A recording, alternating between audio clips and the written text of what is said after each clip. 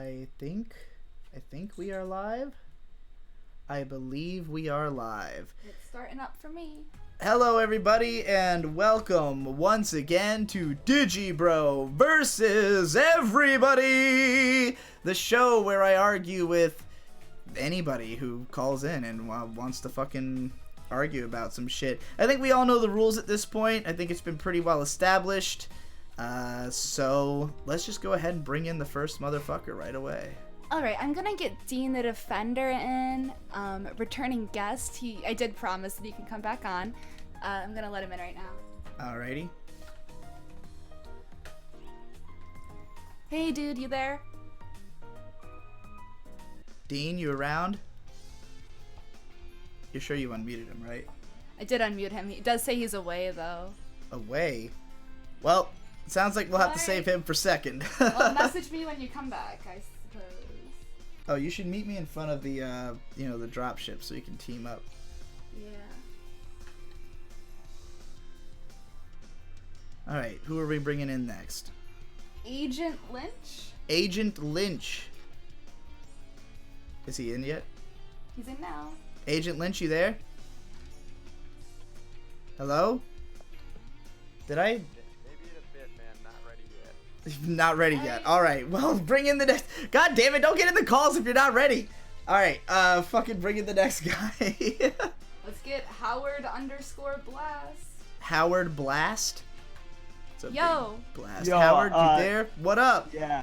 Also known by Libido Common, but yeah. Libido so Common. what's What you what's want to happening, argue man? about, dude? All right, so this is something that is very important to me. I'm pretty passionate about. All We right. got, all right. So we got your current pinned video right now, the accepted mediocrity thing. Yes. All right, so the problem here is that you're suggesting that the industry should consolidate Wait. and cut the fat and whatever. And I think you also let me know if my mic cuts out. You sound good so far. And like, for example, I mean, you even suggested that it should funnel resources into something like Mahotsukai no Yome, which was like an awful show. I don't think I was suggesting that they should funnel resources, just that they were or maybe I did suggest that they could promote it more if it's a big deal, because that show did get a lot of promotion. Yeah, no. So I mean, I think that show was pushed. I mean, that show smelled like shit. I mean, Giga had like a video going on. I mean, like so many people I think had. I don't have enough time to watch everyone, but like, just like for some reason the show was being profusely praised, and to me, because it just smelled like shit. Because I am positive that there is a plan to divide the industry, to get people to divide fandom, try to give power. Okay, first of all, like, whose plan? Okay, well, for one, you remember the Flying Colors Foundation? Yeah. All right, those.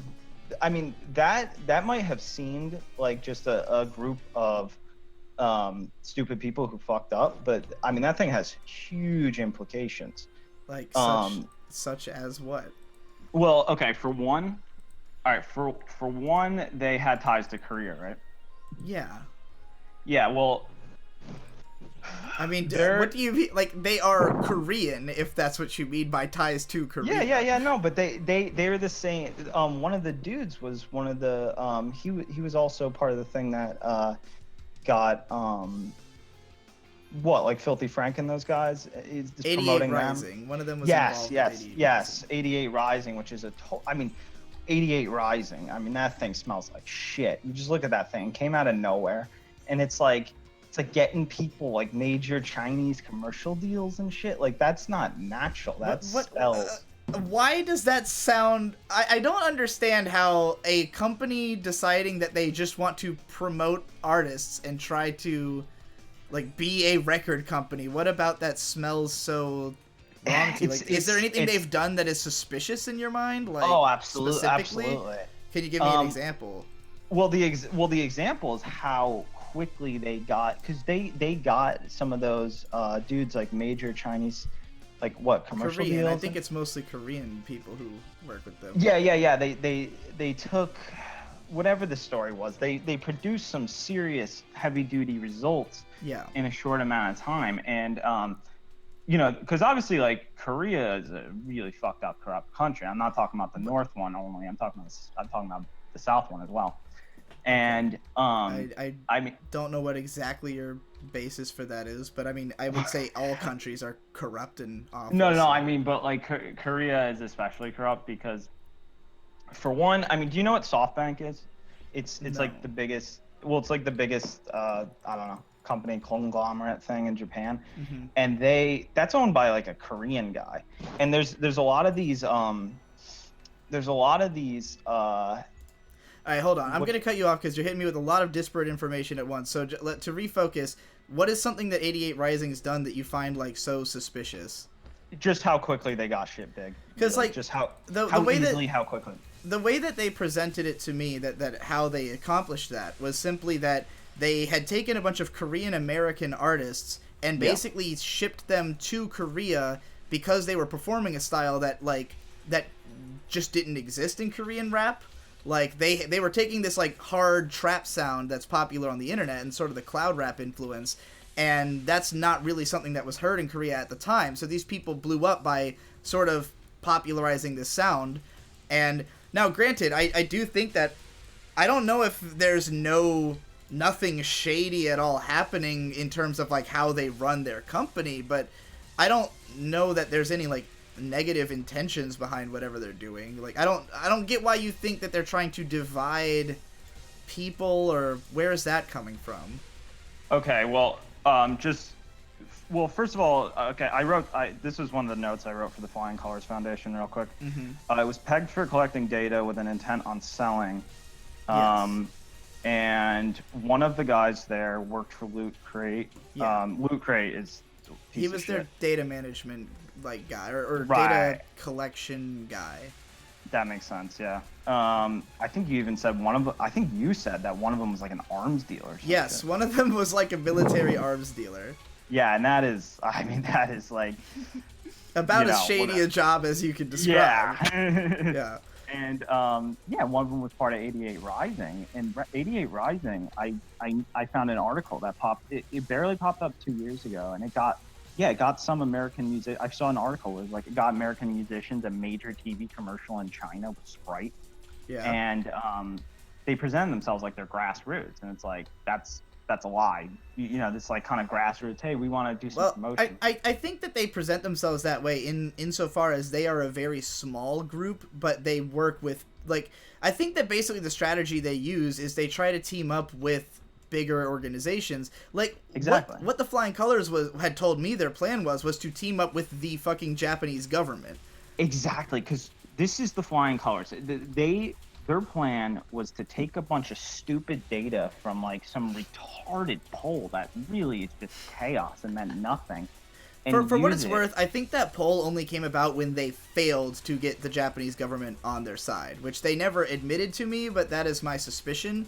Because so you think, yeah. Because December last year was when they were supposed to strike the deal. Like, they sent their guys to Japan, and I was still talking to them at this time. They were like, we've sent our guys, we're going to talk to the Japanese government and try to get some kind of, just organize some kind of grant or something like that, because they saw it as, anime is a huge cultural export for Japan. They're trying to promote it worldwide. So if we can get the government to back our ideas of how to promote anime worldwide, maybe they'll work with us, and we'll be able to create a new paradigm, in a very short time. I think that fell through because after December, they disappeared for about 3 months, and I never heard any word about the government thing again.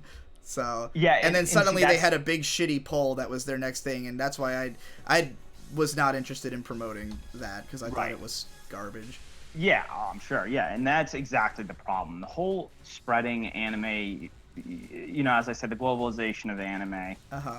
That is an awful thing. That is not something we want. Why do we not want the globalization of anime?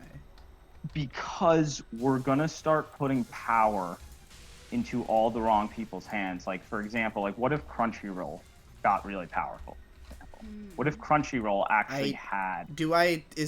I mean, I don't know if I think Crunchyroll is like an awful company or anything. Like, well, they're full of people. Like, for example, I mean, they support any sort of like, for example, like have you ever heard of like Anime for Humanity? No, I've what is well, that? it's this, I don't remember exactly what it was, but it was this thing that was like talking about like, I don't know, like helping mental illness. I just like, okay, I get the general sense that you have a lot of distrust for any kind of like organization that tries to do like a thing that looks weird. Well, okay, because you gotta realize that this is a common strategy. I mean, people don't want. I mean, if you just look at the publishing industry, right? And how it just became the big six for like years, decades and decades, and with that consolidation, you can just have a few companies just literally control and filter everything. And they can even. The sickest part about it now is that with data, you can even control the zeitgeist, because that's why I think it's so poisonous. You know, I think people think they can control the zeitgeist, but I think we can see, and granted, to some extent they can. Like, I think that Marvel has a pretty big stranglehold on the public consciousness of, I guess, the whole world. But at the same time, we see things like this new Star Wars movie being a huge fucking bomb because nobody gives a fuck anymore. And like, ultimately, you can lead a horse to water, but you can't make it drink. You know. And I think that in the internet age, it's harder and harder to make like young people, especially, drink the Kool-Aid on shit like that. Can I say something? Yeah. So do you know about the anime To Be Heroine that was made in joint with China and Japanese animators? Oh, yeah. That thing. I think that Japan is part of the problem. Like, they did so much censorship and, like... Yeah, you're saying, like, because they changed the way the show was in Japan. Like, possibly 3 whole episodes worth of animation would be cut because, Japanese, like, television didn't want whatever... I don't know. I don't know. Wait, so I that just was thought a it would thing be an interesting, like, example. That thing was made in China? Yeah, To Be Heroine is like a Chinese... I think there's Japanese staffers involved with it, but it's primarily Chinese staff. But, like, it's extremely experimental, extremely postmodern, and when they brought it to Japan, they censored a lot of stuff from it on TV. I think the point she's essentially trying to make is that, like, some of the global anime that's being made is doing really, like, envelope-pushing and different shit that Japan might be holding back some of. So, like, maybe markets like China, maybe we need to globalize so that we can explore things Japan won't let us see. Similar story with all these all Japanese companies working with Netflix have talked about how Netflix allows them to do a lot of things that they can't really get away with in Japan. Do you see that as like a... I'm still not entirely certain exactly what your issue with globalization of anime is, but well, basically, these are like, some for things example, I see as positive elements. Like, take Mahou Sky no Yome, for example. Like, that to me, that thing's popularity to me just spelled out like what the fuck is wrong with. Are you trying to say that you think that show is only popular because it was pushed? I think it was popular for these reasons. You know what the main reason I think it was popular for? I think it was the main reason it was popular, and not because it was different in a substantial way, because it was different in this almost, people were able to, I know like Gigic did this, and I think some other people did this, and they said, oh yeah, it's like contrast this to like the That's a pretty good Gigic. the JRPG, the shallow JRPG settings of like ReZero and all the shit.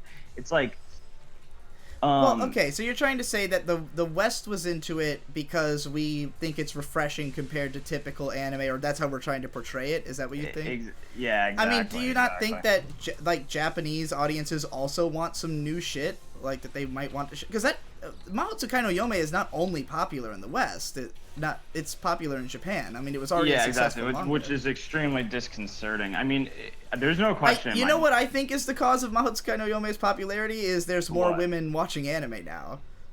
Yeah, I mean that's certainly part of it, and like I mean you're seeing more and more shoujo work show up each season, which I don't want to go out and say that that's disconcerting, but one thing I can say, for example, is like you take a show like the recent show that just aired right now, like Wotakoi, you know, Otaku Love or whatever. Right. A show like that is disconcerting because it's like a show like that is so easy to get like non-otaku watching anime. Like, oh, this is cute. I think the point of that show is to try to inspire Japanese otaku to fuck. Well, I think there's a huge movement in anime trying to get otaku to fuck. Not just and in that's anime. that's another thing that is disconcerting too. Like there was a show like there's that show like Surezure Children, and then there was Scum's Witch which I didn't see. But that's another thing. Like you take shows like that, and like, what the fuck are these shows? Like they don't They're just, have. Wait. What do you mean? What the fuck? Surezure Children's like a totally standard rom-com. Like, yeah, it's the same kind of shit that's existed for all time. Yes, and no. I mean, there's. What is so different about that show? No. There's nothing that different about it. It's just there's this like subtle edge to it. It's designed to you know, bring in more interest. Basically, I'm seeing across the board, and this is definitely happening in Japan, that the chat is starting to next you.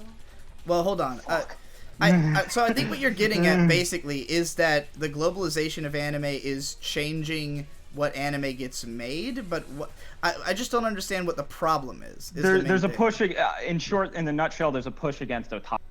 There's this idea that like, that what is actually the backbone of otaku culture, what is actually, you know, and that's why like there's no end to this like this bizarre like crusade against like light novels. I don't think that this will, like, I agree with what you're saying now, that there's definitely, especially in the West, like a crusade against like kowtowing to the otaku, but like. And I agree with that crusade simply because I think that anime is such a huge and diverse medium that like it's pointlessly limiting to focus so much on otaku media, and I don't think those shows are gonna go away, or that like by promoting this other stuff that we lose out on those somehow. I mean, this decade has already been seeing a decline in like in the actual like otaku confidence and shit, and like the and just the works are becoming disconcertingly helter-skelter, and I just think that I think we're in a world. Here's what I think is happening. I think we're in a world where the idea of what otaku were 10 years ago can't survive, because the idea of the otaku 10 years ago was a bunch of people holed up in their room being hikikomori, using the internet as an escape from a world that doesn't understand them or that they don't understand, or both. And right. I don't think the world can function that way anymore, because now that everyone's on the internet, there is no seclusion anymore. There's no way for you to be really all alone in your room, and being all alone in your room was a huge problem for Japan, that their birth rate is in decline. They've got all these people who aren't joining the workforce at the age when they would be hoped to. Like, it's bad for humanity to embrace like the otaku image, and if anything, I think it's like the existence of otaku is a symptom of a broken culture. Like, I don't think otaku, even if we are proud of ourselves for being different, and I think that that's something to be embraced, and I wholeheartedly agree with anime that present that side of like Samurai Champloo, for instance, is very much anti like Japanese mindset, anti shikata ga nai, or like you can't do anything. It's all about being yourself and sort of being the freak you want to see. But I think that most otaku media is more about being just comfortable and complacent about being an otaku, and I don't think that that's a healthy mindset for people to have. And like, if anything, I would hope that media was trying to push otaku out of that comfort zone. And I think that shows like that Wotakoi show are mostly there to like tell you, hey, if you're one of these otaku and you think that like you're never gonna get a girl because there's you're a shut-in in your room, turns out there was a whole bunch of girls who feel the same way, who are into the same stuff, who are out there, and you should go try to meet some of them and fucking repopulate this goddamn country, you know? Yes, and that's exactly the problem. The problem is that otaku built their entire selves on the fact that they're criticizing society, really. That's why they became NEETs and shit, because they're like, society is fucked, and like, it's lost its good values, it's lost its strong. I mean, you know, if you talk about, like, for example, like Moe was originally, it's essentially a criticism of society, because it reflects this ideal of, like, you know, purity and a maintenance on identity and a lack of, you know, being affected by, like, you're saying this like it's a positive thing or something, though. Like, it's... Well, no, it isn't. It is a positive thing. The otaku were literally built on, like that's exactly what I found, and that's why, like, shit, like, you know, like, works have lost their bite this decade and shit, because they become just compare the comic scene from Lucky Star to the comic scene in Maid Dragon. In Lucky Star, it's like it proudly depicts the otaku as, like, dame creatures, you know, as, like, you know, it's, you know, the fat ugly otaku that's all obsessed, and then you get Maid Dragon that's trying to be like, oh no, you know, see, otaku, we're cool, like, we well, that's because the perception of what otaku are in Japan has shifted dramatically over the last decade, and Lucky Star would have come out around the same time as Densha Otoko, when, like, you know, when otaku was becoming more accepted and less of a bunch of, you know, seen as a bunch of fucking psycho killers. So I think that the importance of being a flag-waving otaku, like, it was a lot more important back in the day when we were misunderstood and there were people who thought we were, you know, a bunch of fucking pedophiles and murderers. But, like, now that people generally are accepting of otaku, I don't think we need to fight that battle anymore. Like, well, we should just... This is the thing. I don't think the end goal of otaku was acceptance. I think that's something that a lot of the otaku have become, you know, fooled by, that they originally just want. I don't think they wanted acceptance. I think the otaku could have had acceptance in the first place. I mean, as an otaku, you can have acceptance in the first place if you just don't act like a fucking idiot and hold yourself up in a room. So I really don't think acceptance was what they were looking for. I think it...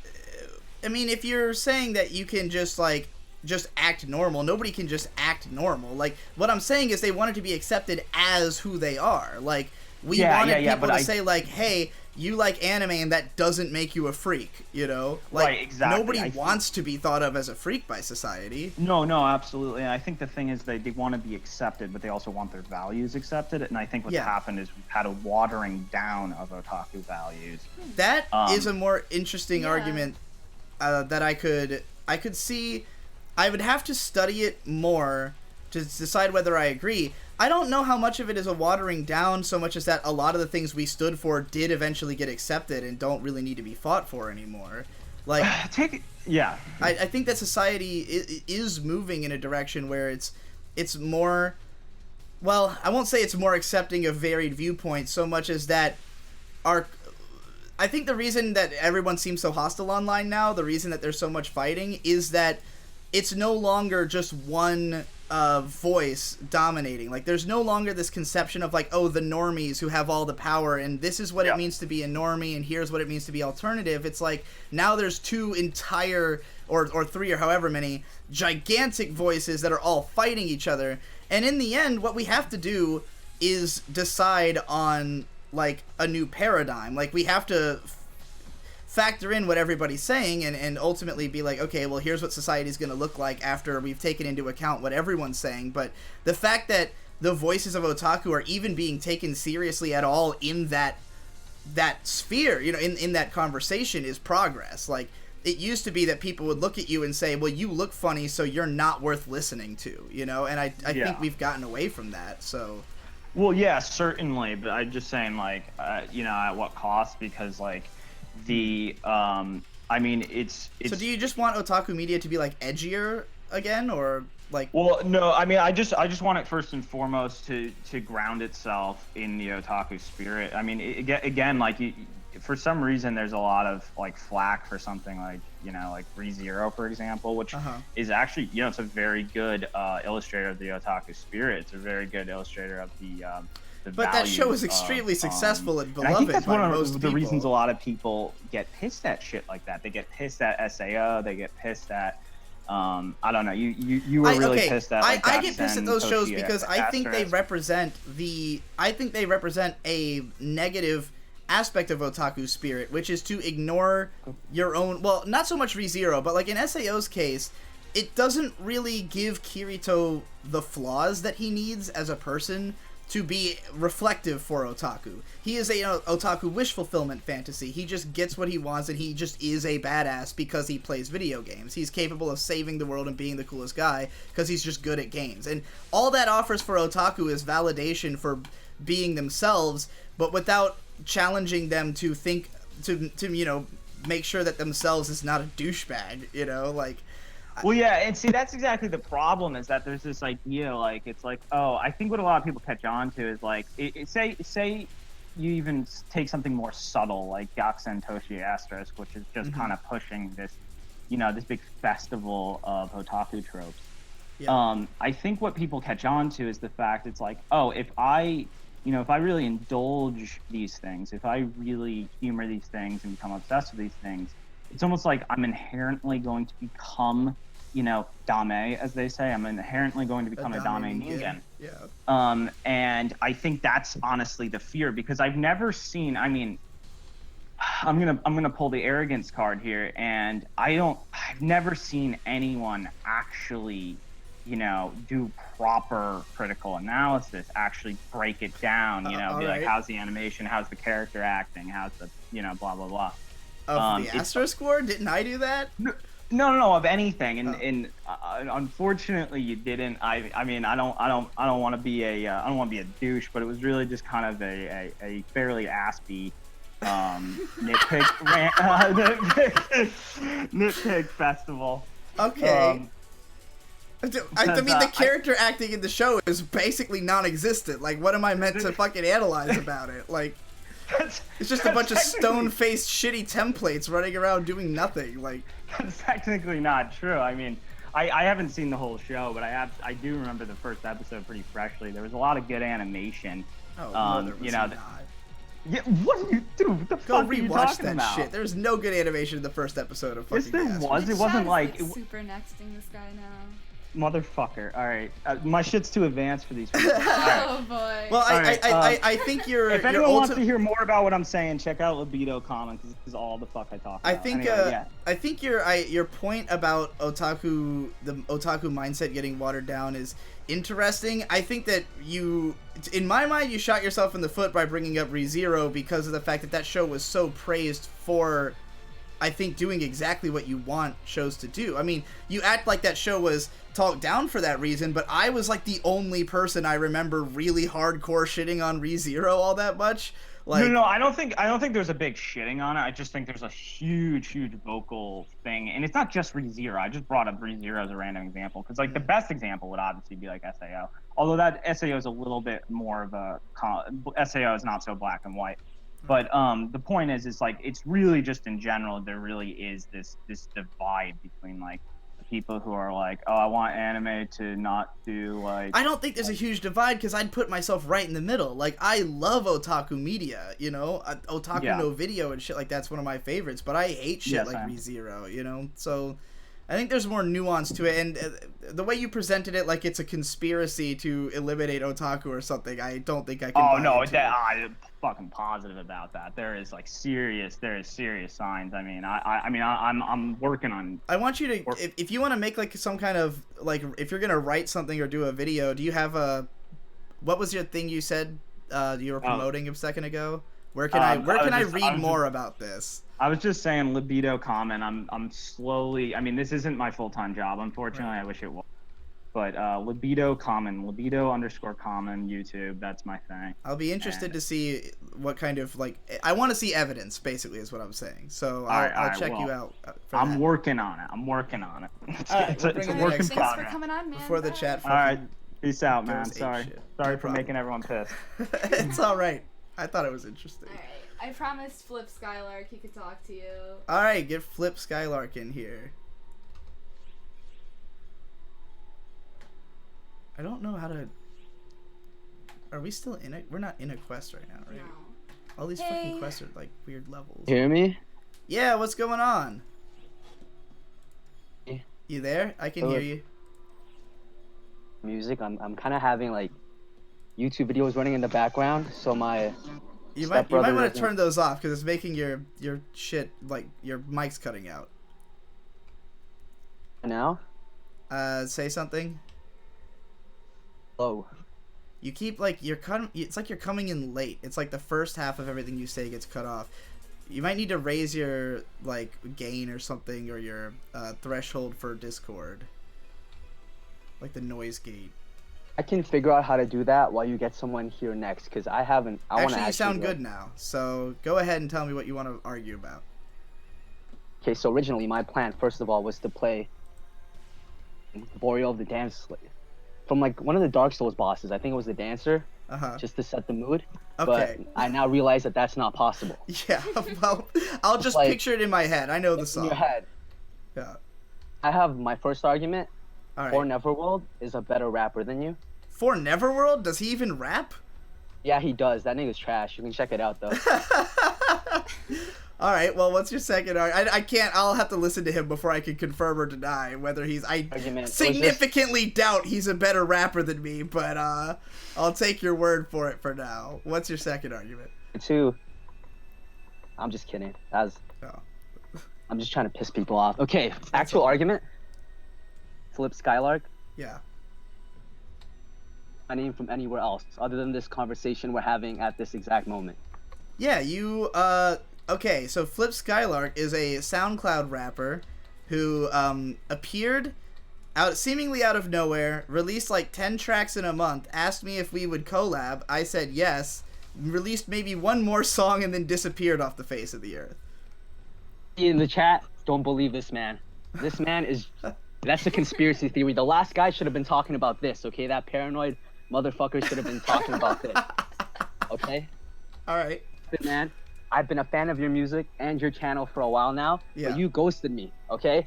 And do you want to know why that happened, Flip? It's because you seem to be under the impression that I make my own beats. And I do not, for the most part.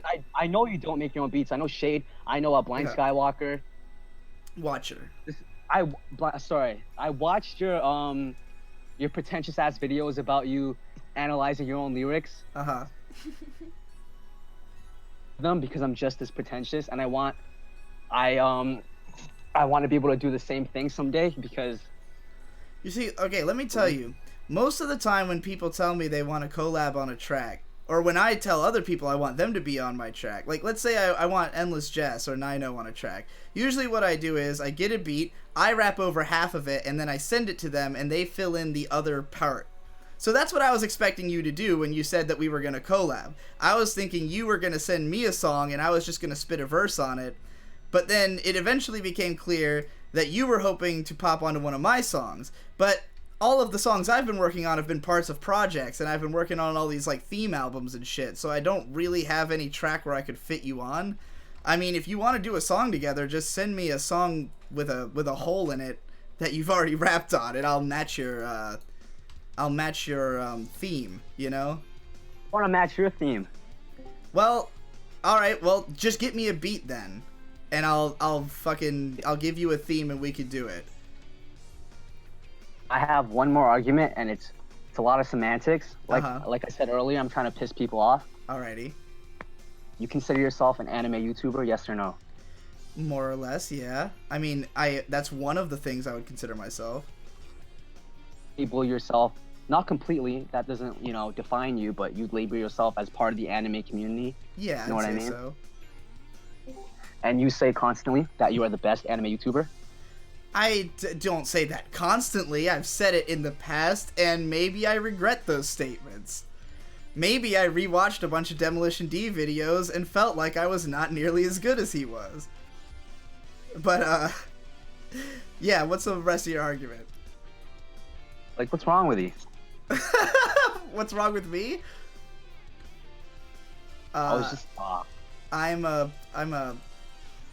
I don't know what's wrong with me. I've got a lot of problems. All right, we gotta get the next guy in here. Sorry, I don't want to be here anymore. Your mic is really fucking with me because like it cuts out randomly at the start of your statements. But anyway, yeah, send me a track, an instrumental, and then we can fucking do something. All right, I'm gonna get Doombox in here. Doombox? Yeah. Is that the name? Doombox? Yo, yo, yo. Doombox, Hello? you there? What's Can you hear going me? on? Yes, I can hear you. So, What you want to so, argue about? First of all, I would like you to check out my webcomic called Cringe Me Daddy. Crunch Me Daddy? Is that what you said? Cringe Me Daddy. Cringe Me Daddy? Yeah. Okay. Also, I have Sounds like 5 a arguments, so you shit can webcomic. choose a random number between 1 to 5. 5. Okay, 5. DIGIBRO is gay. Okay. First of all, you have a tendency to say I am gay. That's true. You suck dick. I have never sucked a dick. I'm not saying I wouldn't. You sound like you do. Well, you know, I can't help how I sound. I was born this way. I've never seen Okay. him suck a dick. Well, the chat is nexting the shit out of you, dude. Wait. Do you have a better Actually, argument? I have something to tell you. Yeah? You remember the anime music video?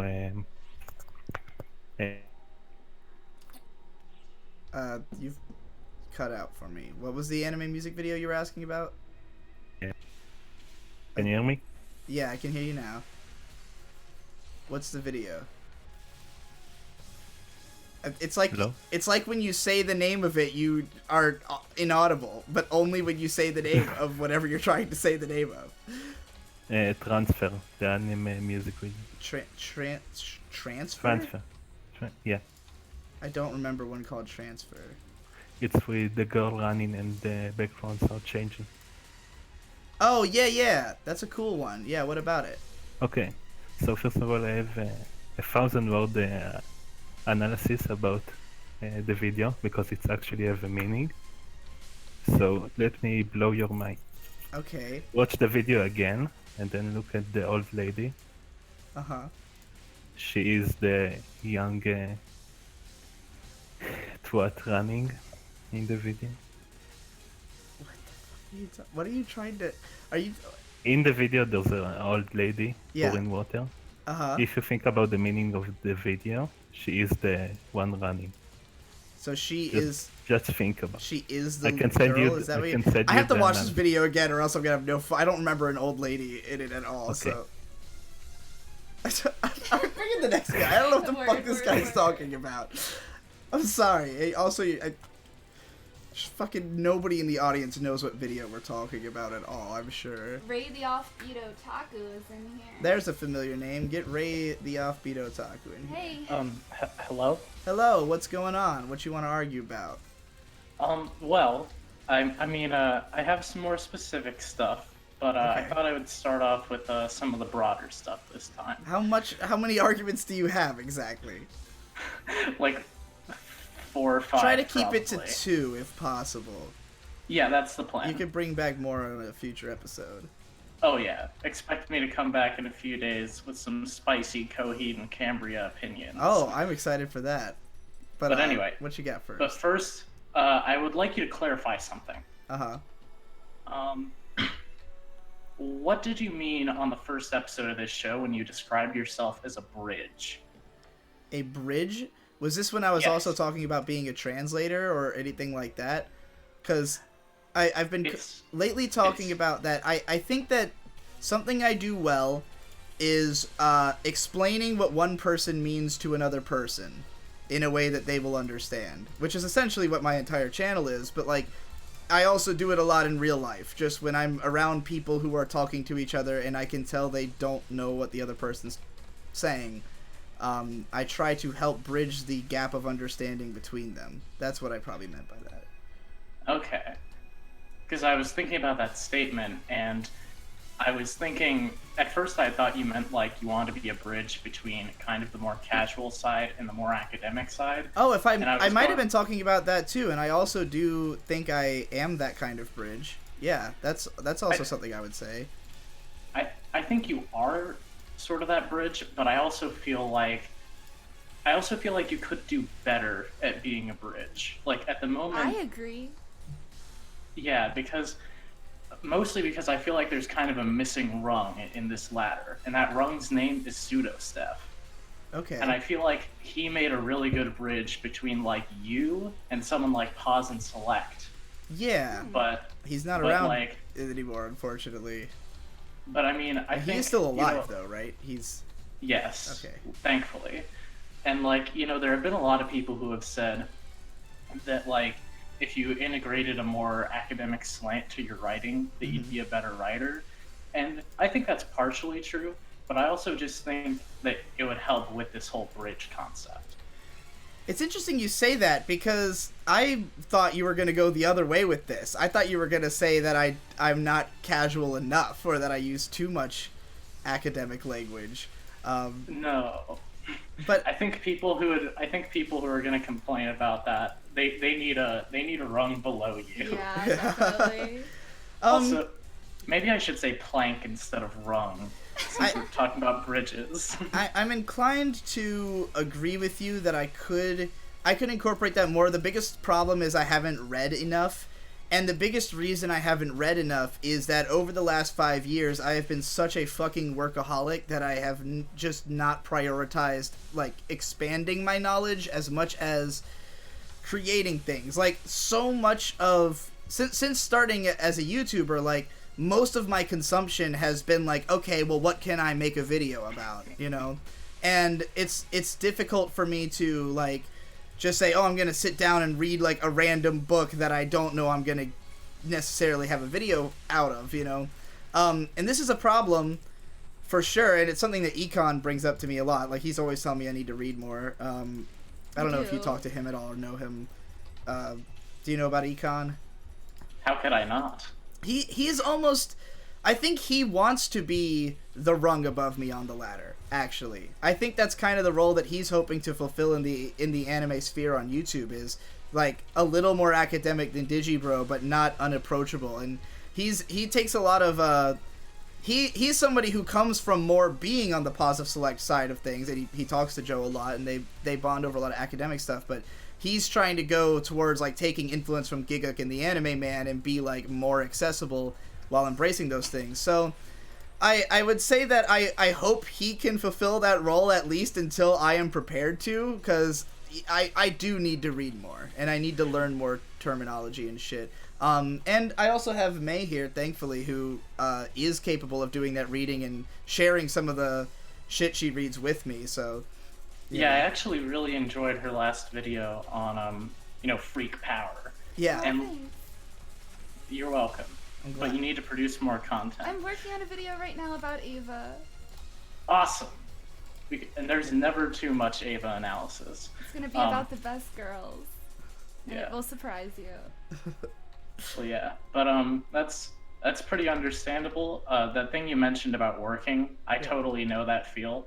I started work on like a Faust-style light novel back in November, and I've only watched like 3 anime since I started that book. The saddest part is that, like, I will often be like, yeah, I haven't been watching anime because I've been too busy anime YouTubing. I mean, it's a weird fucking world, Yeah. And granted, I think a lot of this is part of it is that I don't work as smart as I do hard a lot of the time, because I just kind of... My mentality is like, if I have ideas, I have to make the ideas. And it's like, sometimes maybe I should take a step back and just not make the 8th vlog of the week and read a book instead. Because I don't know how often, like, that extra vlog is actually doing anything for my career. But, yeah. That's... Well, before we get... oh, sorry. No, go ahead. That was pretty much all I had to say. Alright, well, before we get too off topic... And before the chat becomes completely embroiled in bridge memes, speaking of anime, you have talked a lot about how anime has not gotten worse, and I would like to argue that it has gotten a bit worse. Well, didn't I make also a video that said it did get worse, like, a couple months ago, though? Well, true, but in that video, it was kind of approaching it from a different angle. You were saying that it was all the economic kind of thing.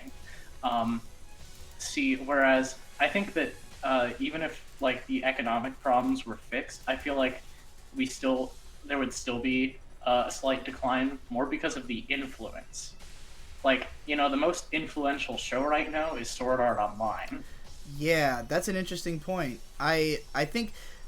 Do you know that amazing Joshiraku screen cap meme? Yeah, I love that screen cap. So for the audience who might not know, there's this show called Joshiraku from the author of Sayonara Zetsubo Sensei that's about Rakugo, like a bunch of cute girls doing Rakugo and just basically dark humor and lingual jokes. But there's this scene where one of the characters is talking about how the anime industry is always being sort of poisoned by successful shows, and there's like silhouettes of Madoka and Sao and Ava, and I don't remember what the fourth one was, might have been Haruhi or something, but just that like the emergence of something extremely popular will lead to, you know, an endless stream of imitators that ultimately is going to sidetrack everybody from fucking making new shit.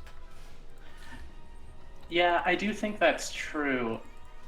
Although I also think that even if we're just going to look at shows that are like kind of directly influenced, I feel like something like Evangelion gave us like a better selection of shows like that than something like SAO. I think that with Ava, it made people think, oh, we can make like weird experimental shit and put money in the hands of auteurs, and that will be the way to go because Ava was successful. But in the end, I mean, even with a trend like that, though, like, yeah, we did get some great results from that, but we also got a lot of like not only bad stuff but good stuff that didn't recoup its budget because people didn't really understand why Ava was a success. It wasn't because it was weird, it was because it was good, you know. And it was understandable to a broad audience in spite of how, you know, artsy and shit it was. But yeah, I would agree that SAO's influence does not inspire almost anything good to come out of it. I mean, at best you get stuff like Konosuba, but that's not the same as getting Lane, you know? Yeah, like that's pretty much my thoughts on, like, you know, old anime versus new anime. I think that's an interesting point. Yeah, I'm glad that you agree. Yeah. I think, yeah, those are my two arguments I'll go with today. But I'll first one. The other day, Subsonic Sparkle was telling you to play Sonic CD. He was right. Yeah. You know, so you don't really like the classic Sonic, right? Yes, I cannot really stand any of the Sonic games that I've played. Well, see, I think you'd maybe like Sonic CD the most out of any of them because it's kind of like the oddball of the classic games. Right. That's. Like, I mean, I've watched some footage of it, and it definitely looks weird as hell. It's almost like open free roaming, isn't it? Like you can just kind of wander the levels. The levels are huge. Yeah. And there's like 3 versions of each of them that you travel between because of time travel and shit. So yeah, and then the last thing I'll say, I mentioned I was writing a Faust-style light novel. Yeah. I bet your audience is pretty into that. Follow me at Ray. You cut off after the word Ray. Repeat yourself. Okay. Okay, just follow me at Ray's Not Bay on Twitter. I update. I give updates on the progress of the book. I finished the rough draft, but I still am revising it. Do you want to give us like a 1-sentence sell on your book? Okay. Well, that's a little tough. A 1-sentence sell. Yeah.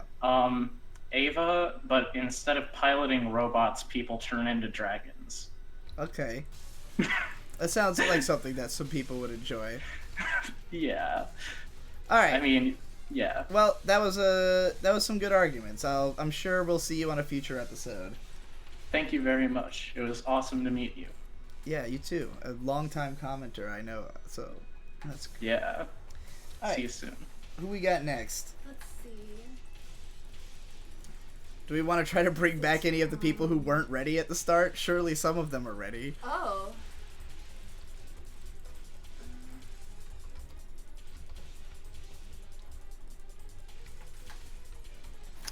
Yo. Who we got? Hey. Finally. Who is it? Uncomfortably numb? Uncomfortably Numb? Is that the name? It is. What's going on? What you want to argue about? Alrighty. This is not necessarily the most serious of an argument, but You've got like real bad white noise in your background. Do you have a fan on or something that you could turn off? actually I don't. My mic's just really shitty for some reason. I'm so sorry. Alright, well, I can understand you well enough. Hey, baby, can you use... You know the item that you have called Moon Atomizer? If you use that next to me, it will revive me. Oh, okay. Anyway, what's your, what you want to argue about? Naruto is actually just secretly a yaoi. Alright, well, you can make your case. I don't know if I agree or disagree yet, so I'll have to wait to hear your logic. Yeah, so the first episode, right? Uh-huh. Within, I think, like 10 minutes of it, maybe a bit less, they already are kissing. Is that in the first episode? I think it's in the first episode. Because it happens in have that chapter item. 2 in the manga. Oh, then maybe it's not first episode then. Within the first 3 episodes of the series, You should right? be able to just press like the 9 key on your keyboard and it's sorry, I'm trying to get her to revive me in this Oh, game. I Well, just now died. she's dead. I Alright, well, don't return to think I camp don't ship know, then. whatever. Anyway, yeah, they and do then, like, kiss in like very early into the show. But it's Yeah. played, as I understand It's it. played. I understand it's played off. Yeah, I feel but- like that'd be So more subtle.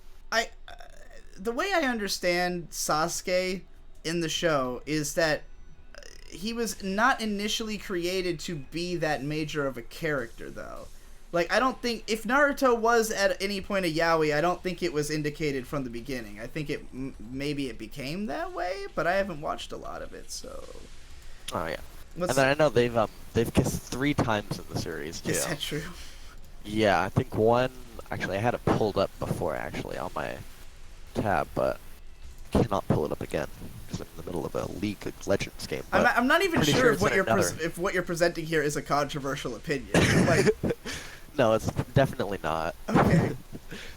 And then pretty much the bulk of the plot is just chasing after Sasuke because obviously Naruto has a thing for Sasuke, Yeah. and it's really only about Naruto and Sasuke.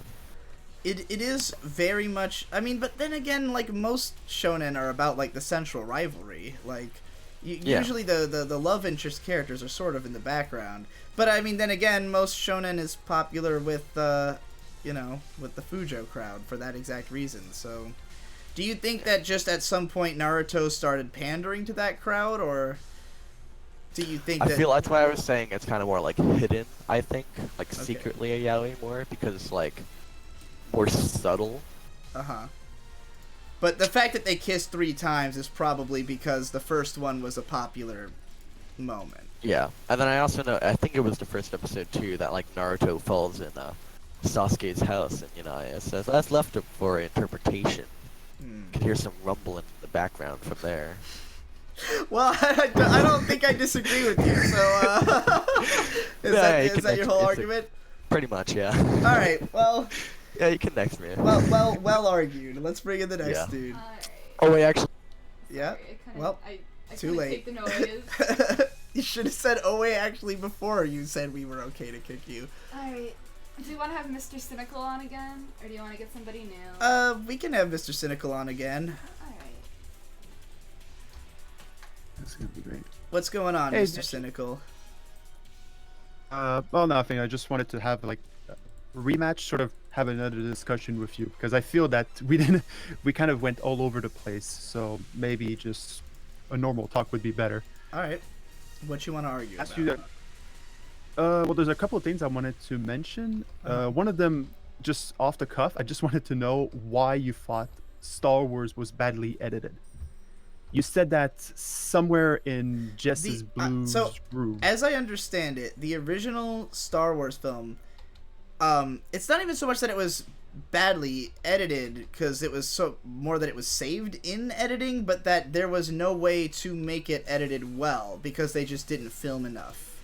Like that most of the shots in the original film, like they would just kind of cut off right after the action and not really leave enough room to fuck around with editing. And supposedly the original cut of the film by George Lucas was just like an utter clusterfuck until his wife like salvaged it. But okay. Watching it myself, that- I felt like the first movie had certain like jarring and awkward moments that you would not see in the second or third one, you know, when Okay, more no powerful problem. directors were brought on board.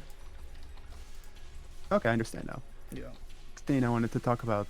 Last time we talked about regarding, we both had our differences of what is analytical. Yeah. And I just wanted to bring up the fact that your views were that YouTubers should talk more about themselves and what they personally like. And you didn't really give any examples of anyone on YouTube other than yourself that does that. Mm-hmm. Could you give any examples of what you want, or someone that does what you want? I'll give you an example of a sort of an odd case, but a video I was a really big fan of. Have you ever heard of a YouTuber named Tamashi Hiroka? No, I haven't. All right, well, she's a Pokemon YouTuber primarily, though she also does like some games analysis. But at one point, she just did a video of her top 10 favorite video games, and you mentioned it in your top 10 YouTubers or something. Yeah, and it was just really fascinating because of the fact that her priorities when it came to games were very different from like most of the games critics I'd seen before, because she was coming at it from such a personal angle and being like, look, these are games that like resonate with me for reasons that just were very atypical, and like stuff like that is where I feel like I learned the most about other people, is like when I can see how they just fundamentally look for something different than me. And like when someone tells me like, oh, I like this show that maybe I think is bad, it's, my initial gut reaction is like, oh, well, you have bad taste. But like if they can explain it in a way that I'll understand and that like I get why they like it even if I don't feel the same way, that's where I really learn how to like, communicate with them better. So, that's what I like about it. Yeah, but the thing with YouTubers is that they don't need to talk about themselves. It's more about explaining the art, or what the art does well or doesn't do well. But why? And I argue that's the purpose of analysis, to I can't remember the word, to do a greater examination of the work itself, to find better details of what it does well or doesn't do well. Right. Because if we don't learn anything about the art, the only thing we're learning is about ourselves. I mean, and then what's the purpose of criticizing or examining art? What is art if not a mirror to ourselves? Like, that is the purpose of it in my mind. Especially YouTube. At that point, you might as well just be reading a psychology book. What's the purpose of art at that point? Because a psychology book won't represent the individual nuances of an individual person. Like, if you were to just say, like, summarize, like, if I read a psychology book that was trying to tell me what's the deal with Hideaki Anno, it's just going to be like, here's a page on autism. But like, by watching his shows, I know his specific brand of autism and, how that can help inform the world. And I think that by talking about my personal experience with the show, I'm just adding essentially another layer to that. Like, first I'm explaining to you like what I think he's saying, and then also like how that affected me. So you're getting that, like, to me, if all I'm doing is telling you what the show is, then you could have just watched the goddamn show, Yeah, well, that's not really what I was arguing about. I was not arguing the purpose of art. I was arguing about analytical and examining art itself, so that we can gain a greater appreciation of art. Yeah. I don't disagree that art is a mirror to ourselves, but we should be able to, I don't know, using your analogy, clean the mirror better. That's a terrible analogy, but the point is still that gain a greater appreciation of art and learn even more about ourselves. Because say for example, you watch something and you don't quite get it, and then someone comes along and says, this is how what it actually means, this is what the art tries to do or what it didn't do, and then you actually do understand. I don't think that's that the there purpose of are analysis. Well, okay, if that's the only purpose of analysis, then that would be to suggest that it's only worth making analytical videos about stuff that's not easy to understand. And I think there's plenty of art that is very easy to understand, and yet it can teach us something unexpected in how we interface with it, Like, there's plenty of shows that, like, that I've, like, a show like Maid Dragon, which is the one we ended up arguing about last time. I don't think that show by itself is difficult to understand what's good about it. Like, the reason I ended up talking about so much personal stuff is that, like, that's the angle that I could say something that you couldn't have figured out just by watching it, but I don't think that there was any necessity to, like, make an analytical breakdown of the plot or themes. Like those are but pretty that's the point. obvious. At that point, but that's the point. At that point, you don't even need to make the video because you're just talking about yourself.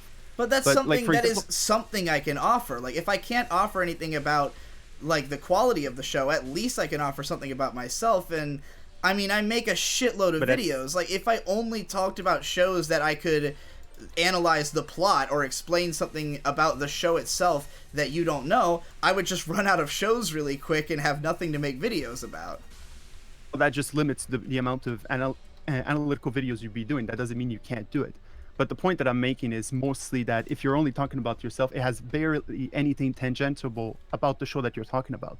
And to give you an example, at what point you watched Non Biori, and you famously said it was bad or you didn't like it because it wasn't as good as K-On! Or something along those lines. And then the YouTuber Keiko Cat made the video about the background colors and how the background relates to the characters, and you said, "Oh, thank you, Keiko Cat. Now I see some value about the show that I haven't seen before." Yeah. And that's what I argue, because you hadn't seen something. Keiko Cat pointed you to that part about the background having some value. It elevated the show, and you found some value in the show. That's what I argue should be done with analysis on YouTube. It elevates the show greater. That there's gives plenty us of greater analysis understanding, and we like that does that, but I also think you can elevate a show. Time. All right, well, is this the same? Did you just want to have this argument again, or was there something else you wanted to argue about? Let me check. No, that's just basically it. I just wanted to finish our conversation from last time. Okay, well, one more thing. I think that I do analysis like that. I just don't think that it's the only thing I do, and that's because, again, I don't have enough ideas to always do, like, just breaking down why a show is. I still think that it's mostly the last promote just mostly yourself and how you feel about certain shows. I mean, if it seems like I mostly do that, it's because I just put out a lot of content. You should focus more on examining values within a show more than just talking about yourself. That's your biggest problem as a content creator. And, well, you can say that's my opinion and everything, but I just think that, like, for example, you talk about how your voice is breaking up to the point of barely being comprehensible right now. Shit. Is this better? Try again. Is it better or? It's starting to sound better. Try talking. I'm not hearing you at all now. I think we lost him. Alright. Well, I mean, I didn't really have much else to add to that. I feel like we just rehashed the exact same disagreement we had last time and came to the same conclusion. Fights, guys. If you want I guess he got his last say word it in the chat. I'm gonna put Slim Bro in. Alright. Oh my god, hey. I'm in. I didn't think I'd get in. Alright. What's going on, Slim Bro? What you want to argue about? If you remember, I'm from the first DIGIBRO. Everyone talked here about horse girls. Oh yeah. Oh my god. All right. Well, what do you want to argue about this time? Hopefully Don't worry, not horse girls. It's not about that. No. So I recently finished Yu Yu Hakusho. Awesome. And I want to argue why Yu Yu Hakusho. Do you think which do you think is better, Hunter x Hunter or Yu Yu Hakusho? Hunter x Hunter, but only slightly, and mostly because I love the Chimera Ant arc so goddamn much. Alright, I'm gonna try arguing why Yu Yu Hakusho is better than Hunter x Hunter. Alright. In many ways. I'm curious. So, Hunter x Hunter, I agree Hunter x Hunter has a more unique world and is a lot more options in that world than Yu Yu Hakusho. But I argue Yu Yu Hakusho has more climactic climaxes and has a lot better arcs overall. Character arcs, I would agree it has better character arcs overall.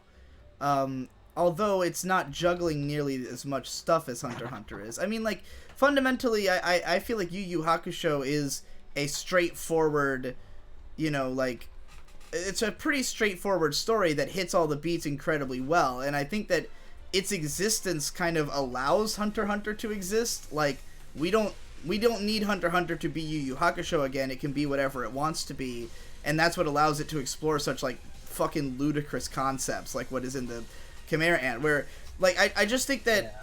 I think that Hunter x Hunter is able to display things with its formula that literally no other show could do. Whereas Yu Yu Hakusho, even though it does everything it does extremely well, it's very easy to compare to Dragon Ball or something else, you know.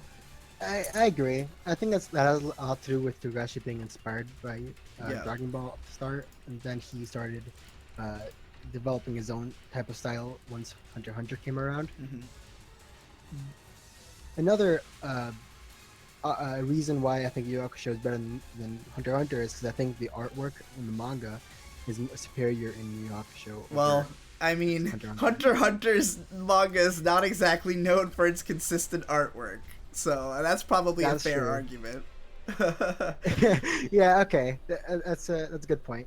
I mean, I think for what it's worth, I have not read either manga. I've only watched the anime series for both. Right. So, if you, yeah, I mean, I've seen what the artwork for Hunter x Hunter can devolve into, so I know that that's a major complaint.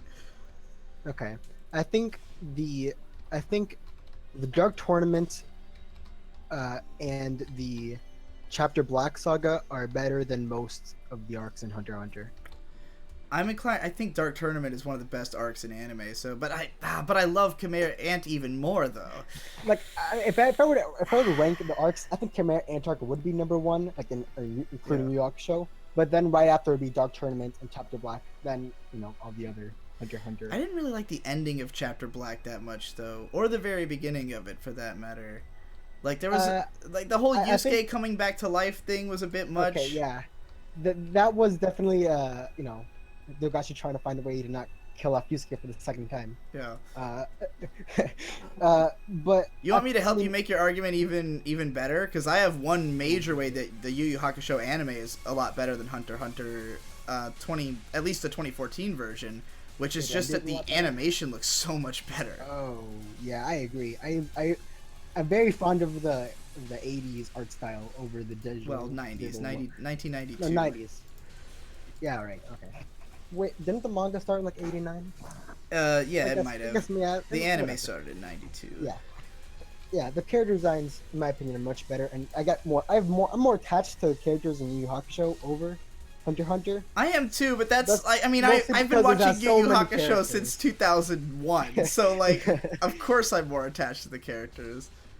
Yeah, okay, that makes a lot of sense. I think the villains are more have more things to say in Yu Yu Hakusho than Hunter x Hunter. That I think I agree with. I don't. Because outside the Chimera Ant arc, there's not a whole lot of like super interesting. I mean, Frollo's a cool villain, but he doesn't have a ton to say per se compared to like Hisoka, Killua's brother. They're fine villains, but they don't have like a message. Like they don't have like they're memes. They're kind of memes. They don't have like what's it called? Personal beliefs compared to like Sensui, who just thinks that humans are just as bad. Which I guess you could think Sensui's way of thinking is kind of the same as Frollo. As the king. Mirum. Yeah.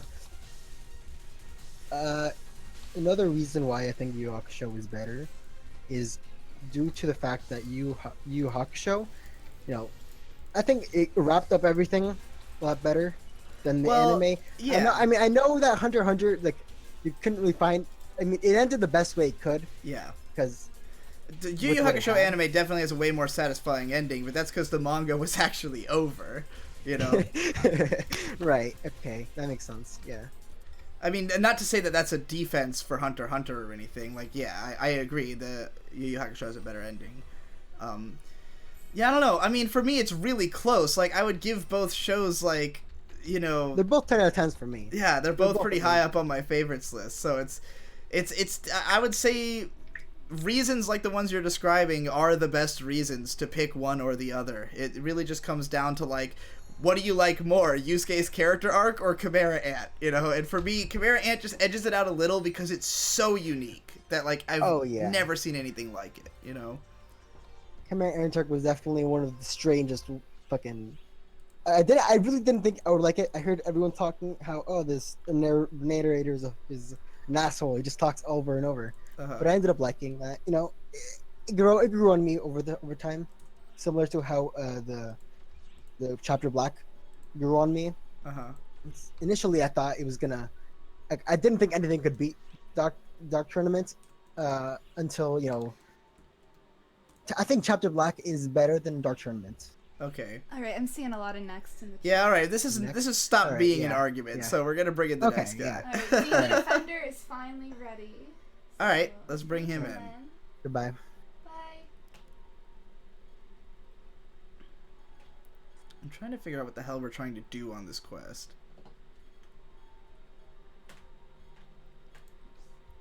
Like, it says we're still doing the quest, but I don't know what the fuck we have to do. Hey. You there? Am I here? Am I here? Hey, what's going on? Welcome back to the show. I have awoken. Yes. I have been reborn. So for anybody who doesn't know, Dean the Defender was the one who came on episode 2 to talk about lolicon shit. Yeah, and I shut him off, and it was wrong of me, and I'm sorry. Apology accepted. No hard feelings, man.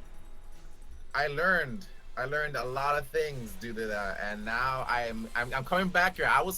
I'll admit that my argument was I approached it a completely wrong way, and it was just like super long-winded. And here I'm gonna just get straight to the facts, bro. Okay, Hell so yeah. let me get my statement out so people can understand what I'm talking about. So like the reason I'm here today, I just want to showcase that lolly porn isn't 100% innocent. I'm not trying to fight lolly porn to demonize it. I'm simply trying to make lolicons self-aware, because I see too many lolicons in the community that just are full support of it, and like they have some really, their opinions are pretty out there. So I'm just trying to say my opinions, and hopefully you might see it my way in the end of this conversation. All right. So, All right. yeah. First statement. I believe that there is a difference between child. Okay, I can say that, right? You can say whatever the fuck you want. Yeah. Except for the N-word, because apparently that'll get you kicked off Twitch, so. Gotcha. So, I believe there is a difference between child pornography and lolicon art, lolly porn. Yeah. And I want Digi to answer for me, or say his opinion. Why? What's the difference, and what makes lolly porn acceptable and child pornography not? There is no victim. There's no victim with lolly porn. It's not real. It's fiction. It's all in the mind. It's first of all, even identifying it is completely subjective. I could draw you 2 stick figures fucking and tell you that they're 11, and I guess I just made lolly porn, but So okay. Yeah, I would just say harmlessness is what I would consider the difference. So you're in support of lolly porn. Yeah. Does that mean you're in support of 3D generated, computer generated lolly porn as well? Like realistic 3D? Yes. Yeah, I would say so. It's still Yeah, you as better say unreal as so. anything else. Okay, got it. Okay, so now to get to my statement, now that you have confirmed this belief, I believe that lolly porn can just be seen as another way to disguise child pornography. Okay. Can be, but isn't necessarily. No, because you see, as you said before, there's different ways to interpret lolly porn. Like there is lolly hentai artists from a long time ago, or just today in this generation that interpret it really differently. Like, let me get this quote for you so I could exactly show you, because this is a weird. When I was reading this, I did a lot of research over the past 3 days, and I was. What the fuck?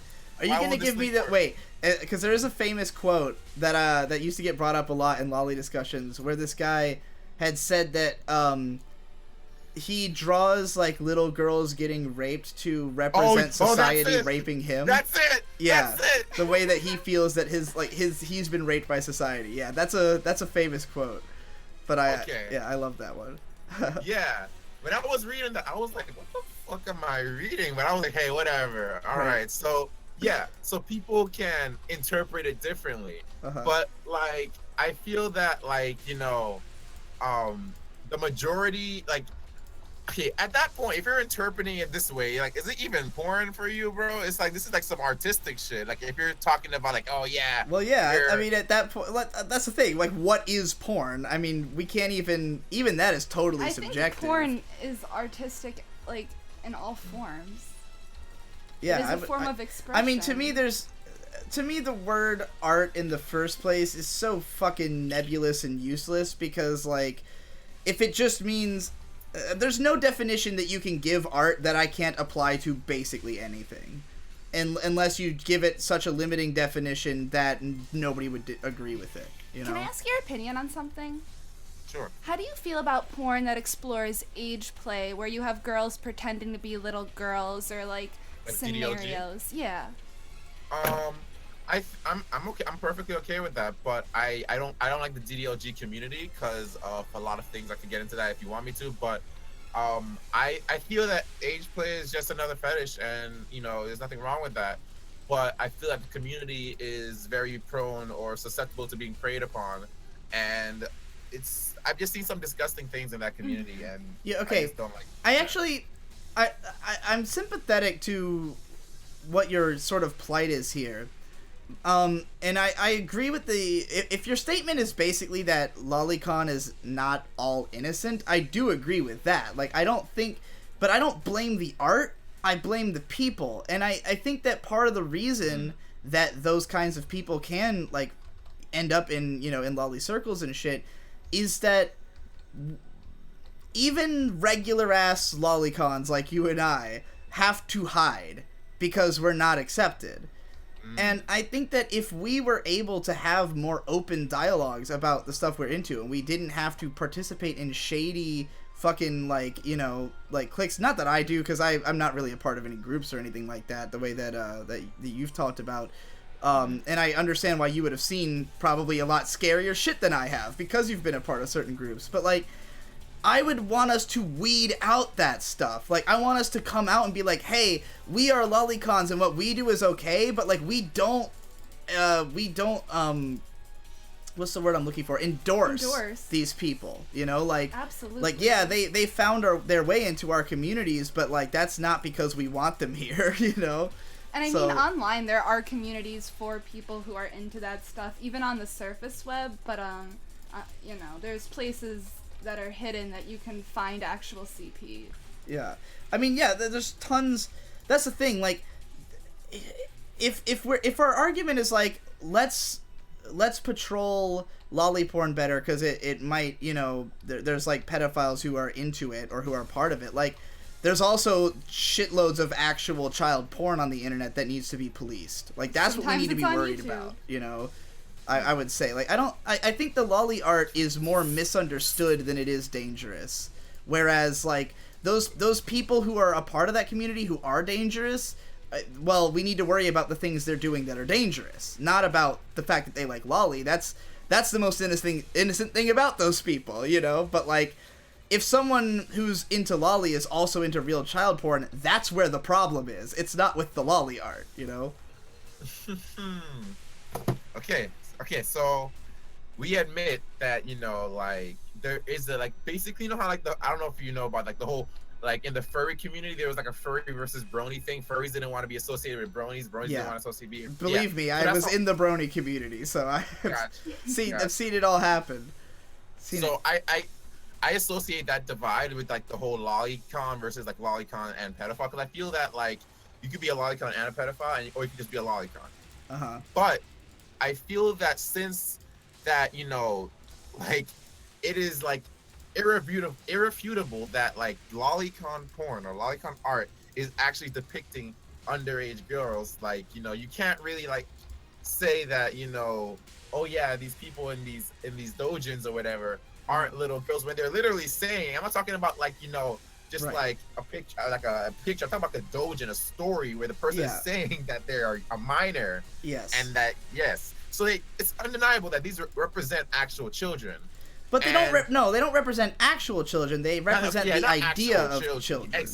Exactly. Yeah. But the idea, see, the way I see it, the reason this stuff exists is so that we can explore ideas that we can't in outside of art. You know, that a lot of people who just maybe can't understand, even, like, okay, just to give a little background for myself, like, the reason that I got into lolly stuff, and for what it's worth, even though I am a huge lolly supporter, I don't even really look at that much lolly stuff anymore because it was more in my youth.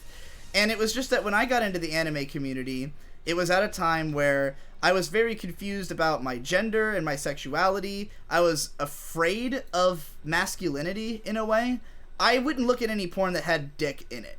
I just wouldn't look at anything that had dicks. I only looked at lesbians and mostly lolis because I grew up looking like a little girl, and when I went through puberty, I had a sort of body dysmorphia over becoming a tall, fat guy with a beard, So, like, for me, looking at loli porn was, like, this way to try to, like, recapture who I had been in the past. Like, someone who looked like that, and I also was, like, and I've always been self-obsessed, so, like, seeing characters who look like me fucking other characters who looked like what I used to look like, for me, and also, like, in loli porn, you can depict things that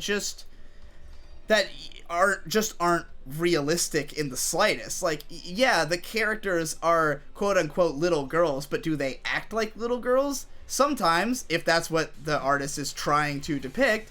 And granted, there are some loli art who are going out of their way to depict the most realistic little girls with the most realistic reactions, but even in those cases, I don't think that the people who read it are necessarily reading it because it's something they would want to do in real life. They're reading it because they can explore thoughts that they have that they would not act upon, but this allows them to understand those thoughts and compartmentalize them. And I just think that, like, the reason we make art about dark shit, like, the reason we make art about war is not because we love war. I mean, some people do, and some people do make art about war for that reason, but, like, even if we watch stuff, like, you're addressing a lot of topics that I actually want to touch on some things before you go on. All right, go ahead.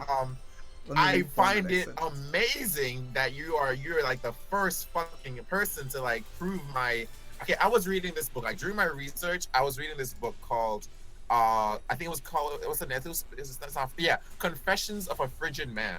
Have you ever read that book? No, I never heard of it.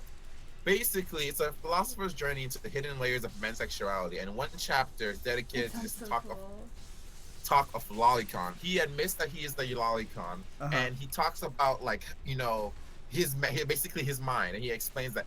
And he is exactly saying what you just said about the whole during he wishes that he could go back to that age, like, like that age where, like, you're transforming between he says that, like, before 12 years old, before puberty, basically boys and girls have, like, a unisex body, like, and that, like, at that when what's the word? I forgot the word he used, but, like, gonadotrophones or whatever start coming in the body, that's when the change starts happening. And lolicons are attracted to that moment in time where the change starts happening. And he says that basically what you just said. So I found it amazing that you proved that just now. And I mean, also a lot of my interest in lolicon stuff has to do with, like, I'm really interested in developmental psychology in general, and, like, with loli art, it allows you to look at scenarios that, like, for instance, like, what would happen if a 12-year-old girl started fucking your dad? And it's like, I'm not gonna ever know how that goes in real life, so, but in art I can be like, oh, okay, that's interesting to think about, like, how will this affect people, And you could even make it a fantasy where you're like, well, there's reasons that it could end up well. And you can explore that in a manga, and you can't in real life, And I think that it's interesting to explore those things, and it's a fantasy like any other fantasy, just in the same sense that, like, watching a guy kill a dragon doesn't make me think I'm ever gonna do that, but, like, it's interesting to think about, what if I did kill a dragon and I was a big damn hero, So, to me, it's just, like, when people talk about, like, loli art, I just don't want people to act like it's special. Like, I think that all art has the potential to do as much good and bad as any other art. In the same way that you can't blame Doom for the fact that a school shooter said that playing Doom was one of their inspirations for shooting the school. Like, sure, for that guy, he interpreted it that way, but the problem wasn't Doom. The problem was that guy, And, like, something needs to be done about people who have that mindset. And in our world and in our culture, we try our hardest to make everything very blanketed. We try to just make blanket statements and blanket judgments because it's easier, because there's so many fucking people And this all has to do with industrialization of culture and everything that we, in order to deal with the massive number of people in the world, we try to categorize as much as possible, and we try to you know, give everything genre and category so that we can understand it, because there's just too many people in the world for us to individually understand people. But like, the reality is that we all do things and react for our own individual reasons. And if someone reacts to art in a really fucked way that makes them do something really, you know, illegal or immoral, it's because the world didn't understand that person, didn't help them to deal with those. Problems existed in that person's mind way before they were like exposed to the porn. That too. That, like, the artwork is never like what causes it. It might just be sort of a trigger of something that this person was, you know, already dealing with. Like for instance, to use the school shooter example again, you know. You're bringing so many points, bro. I'm sorry. This is just the way my brain functions. Yeah, well, okay, do you have anything you want to respond to? Yes, okay. All the way back from the beginning where you said, okay, about, like, you know, doujins or whatever, they explore this, you know, this basically theme that you would want to see, like, oh, what would happen to this? Yeah. That's why I love story arc, like doujins with the story arc tag, because it can fully, like, I feel like the longer the doujin, the more sense of, like, you know, how long how easier or better fleshed out the story is, and it could more in detail explain these themes. But I feel that lolly porn, I feel like you can't use that argument, you know, like fully, because lolly porn is biased towards, you know, being, in my opinion, I think it's biased towards, in the end, yeah, we're trying to jack off here, and I feel like they're not gonna make it try to be like bad ending type of stuff, you know, like realism. Oh yeah, he gets caught by the police. Whoa. Oh yeah, well, you know? yeah, and a lot of it's escapist, and but again, we can recognize that, because if you think about the definition of what it like means to be mentally unstable, you know, if you were to read any diagnosis, like, the inability to separate fantasy from reality is insanity. You know, like, if you can't tell that the shit you're looking at is not real and that these scenarios can't happen in real life, it means you don't understand the world. You just fundamentally have misunderstood, like, you know, how things work.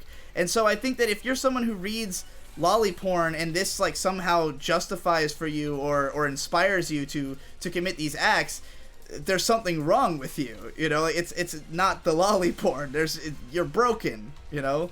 Ooh, they're broken, you say, right? They're broken. Okay, time to hit him with the bomb. Okay, so I find that realism in lolly art is very dangerous to the lolly community, because it basically skews between the line between fantasy and reality.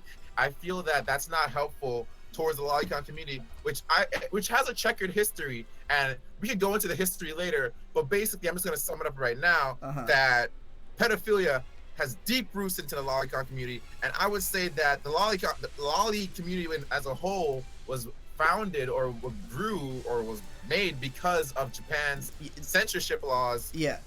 Let me tell you right now, what this comes down to, I think at this point, is a difference in libertarian versus authoritarian policy. Because you're trying to say that because of the fact that the more realistic lolly porn will trigger more of these people, I think is what you're saying. No, I'm not done yet. I didn't get down to the certain aspect of realism which makes it so like, I don't know what the word, but yeah. So basically, have you heard of artists Russell and Higashi? Yeah. Obviously. You know what? I'm pretty sure you already know what I'm going to talk about. Then, if you know what I'm talking about, these people, then, right? No, you can go ahead, because. Okay, so would you say that these artists, okay, I'm gonna say it, I'm gonna get it right. Higashiyama. I don't know that. I know Russell, and I'll just, to clarify for the audience what I think is the relevant detail you're going for, is that Russell's art is extremely realistic. He tries. You know why? Do you know why? He traces actual child porn. Really? Whoa. Yes. Higashiyama and Russell have been exposed for tracing child porn because they're based in Japan. Japan just recently, in 2014, that's when they finally banned the possession of child pornography. Child pornography they tried to ban it in 1999, but possession was still able to be owned. And with the adoption of the internet, basically anyone can just have child porn, because as long as they prove that they weren't distributing it, selling it, whatever, they were good. And you could do that with the internet easily. So they had access to these perfect references for what they wanted to. So these prolific artists in the lolicon community were basically distributing trace child porn. So yeah, I want to see what you got to say about that. Well, I have something to say. When I was 13, 14, 15, 16, I used my own body as a reference to draw porn. If I showed that to somebody, what do you think about that? I mean, my girlfriend does that. My girlfriend does that too, and she used to do that. So yeah, but the thing about it is, in the end, that's if like you would like. There's been cases of people like basically doing that, not using it as references, but basically showing or having pictures of themselves when they were younger, and if law enforcement found out about that, it's technically child porn, they got in trouble. That makes no sense to me. And I think that, hey, as long as you're keeping it to yourself, that's not a problem. It's you. But like, I think that the case with Russell here, if he's tracing child porn, he is committing a crime with like what he's doing by using the child porn. But like, I don't think that after the layers of abstraction of it being traced, that it remains child pornography. Like, if I look at a Russell Dojin, I am not like looking at the thing he traced. I'm looking at the tracing. I just don't like. I can't see how that would put the person who's reading the Dojin like in the position of, oh, you're looking at child porn. Like, that guy was looking at child porn. He copied it. It's an abstraction to some extent, to an extent that people didn't know that, to an extent. Now, if you find that out and you keep looking at it, you might feel really disgusted. I probably won't be able to read any Russell stuff anymore knowing that, because it's believable and it would be disturbing to know. But like, I again, like the crime was in the fact that he copied the shit. Like, I would encourage people to not support him. I would say it would be immoral to support his art because of the fact that he does it that way. I agree. So.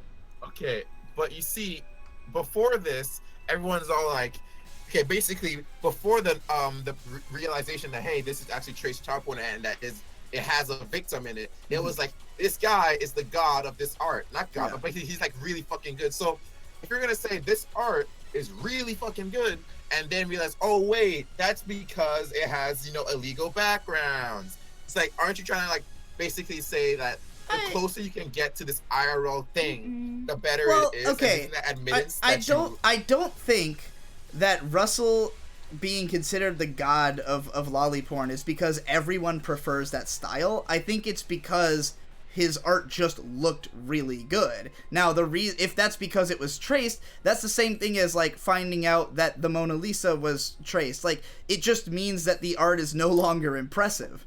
Like, what made it impressive was that you thought, wow, this guy can draw like incredibly, detailed, realistic characters, and that's an impressive skill for anybody to have, regardless of what they're drawing.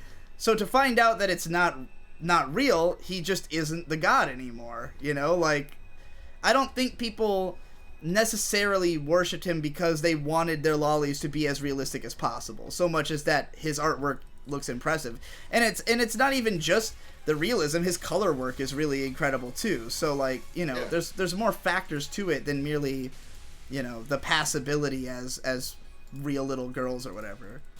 His art style and his art skills are really good, but that compounded with the references that he was able to get made him able to produce to the lolicon community, way better works. But point is that basically, there's more things I want to go on from here, but I just want to cement this in first before I go.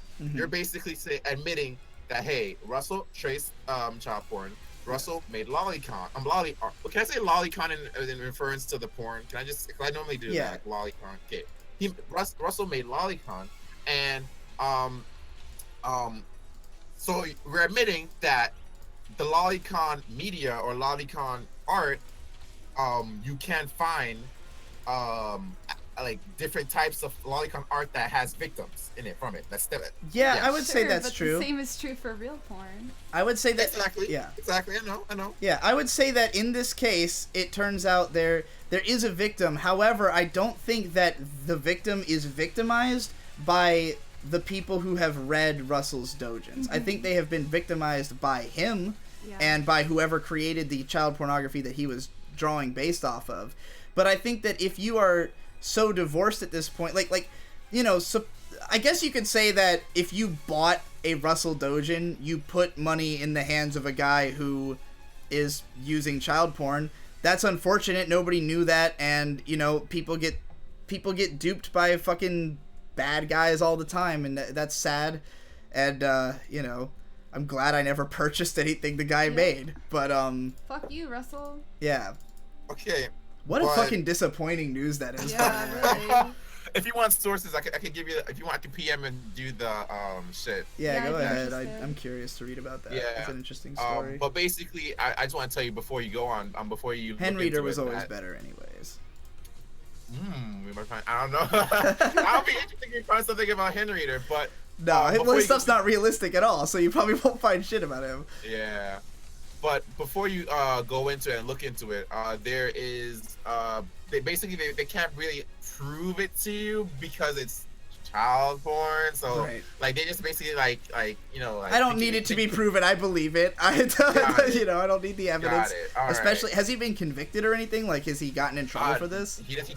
There's no he hasn't gotten in trouble. Well, actually, I haven't kept up to date with the articles because it's like a old ass 8chan thread. Okay. It's an old 8chan thread. It's still being updated, and I didn't really check out the new stuff on it because I just wanted to get I just want to confirm this before I go on in my argument.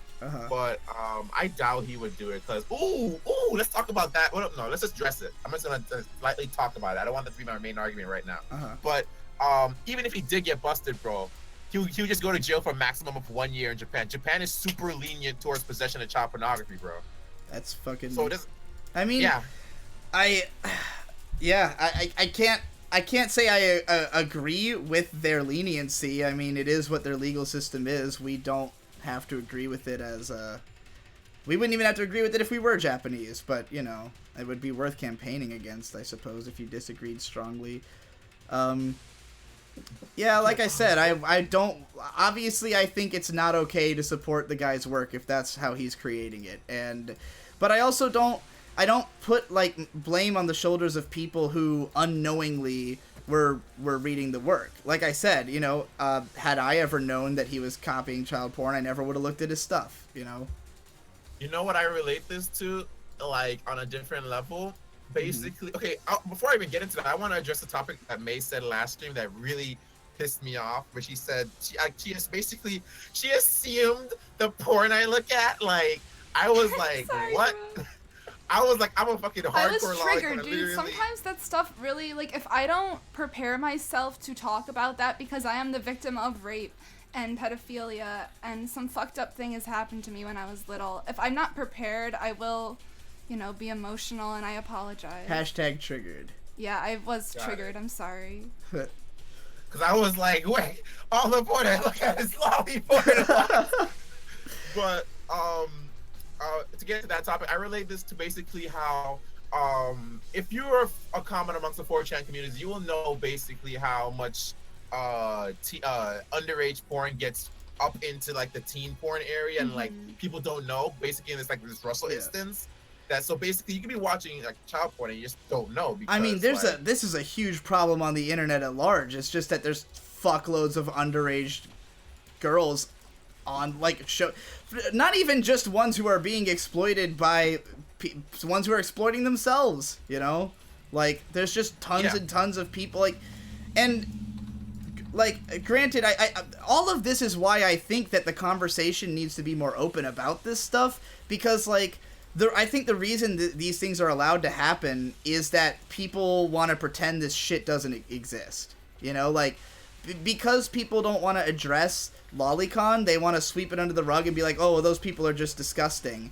And it's like, well, if you think that way, then you're gonna you're gonna make it so we can't have nuanced discussions, you know? And it just means that the lolicons who are afraid to say anything, who are afraid to speak up about where they draw the line, are now being grouped in with these other people. And how do we escape that, you know, without raising our voice and saying, like, hey, there's other reasons to be into this shit? So, like, if I'm being too defensive of lolicon, if that's ultimately what you think, like, what your argument with me is. And the artist, I feel like the reason why they were triggering me to do this is because I feel like you're so defensive of lolicon, and you're very, like, artist protective, and I feel that, like, that's the reason why I wanted to do this.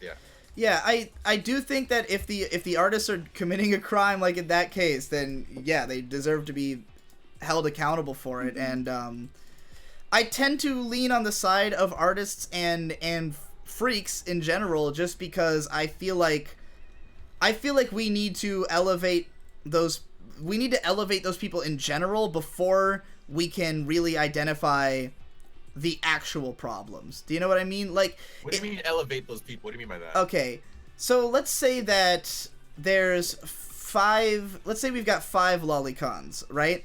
And one of them's a pedophile. From the outside perspective, they're all the same. And unless we can clarify that they're not all the same, then there's no way for us to identify the odd man out. You know what I mean?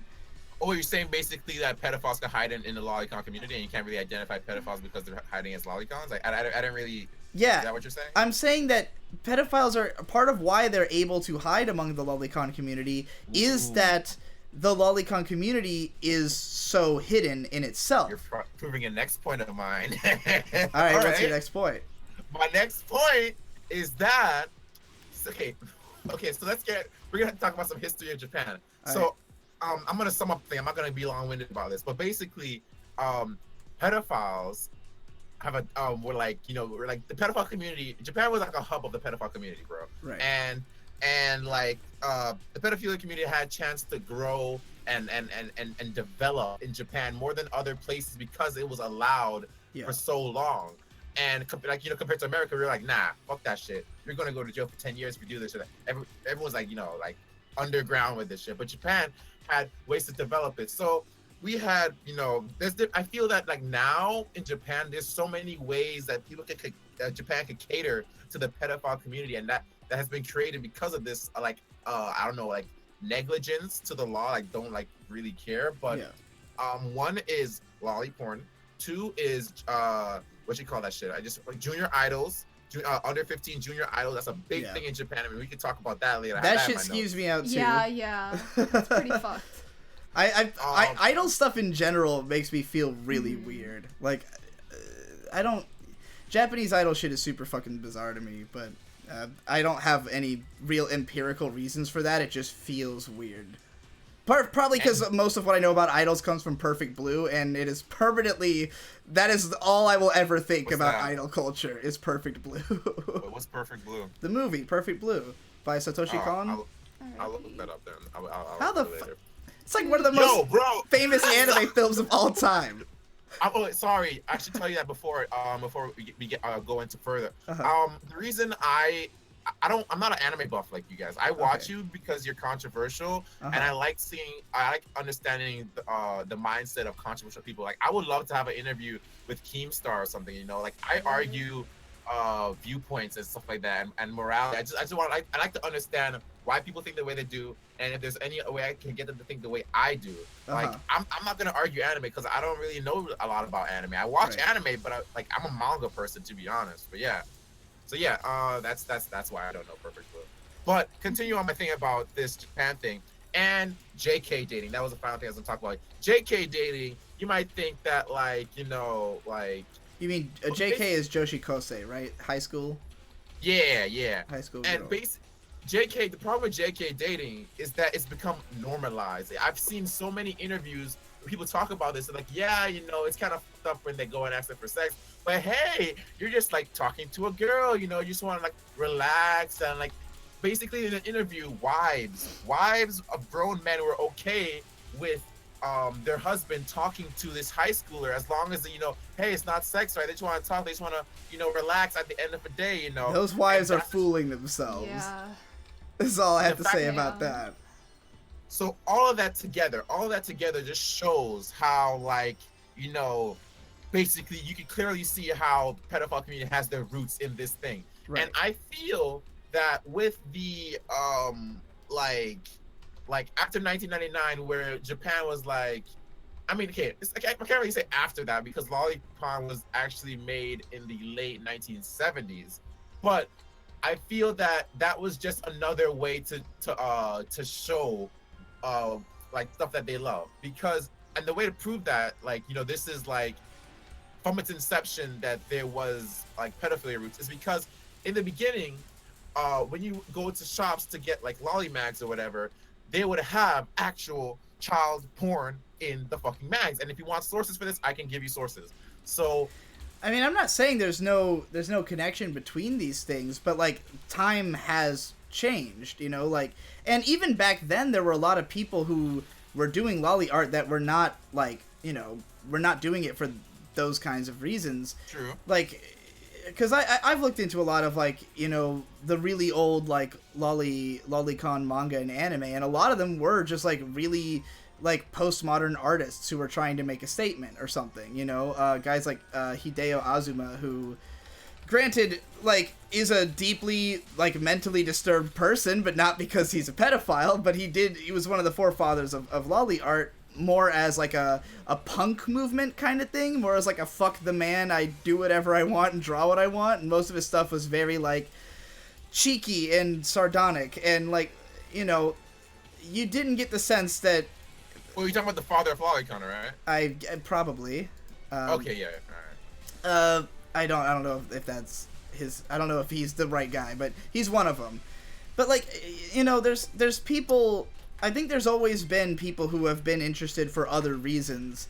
And like I said, the fact that the pedophiles are capable of like hiding within that is, I think, because it's something that society won't address. It's something that society wants to sweep entirely under the rug instead of parsing.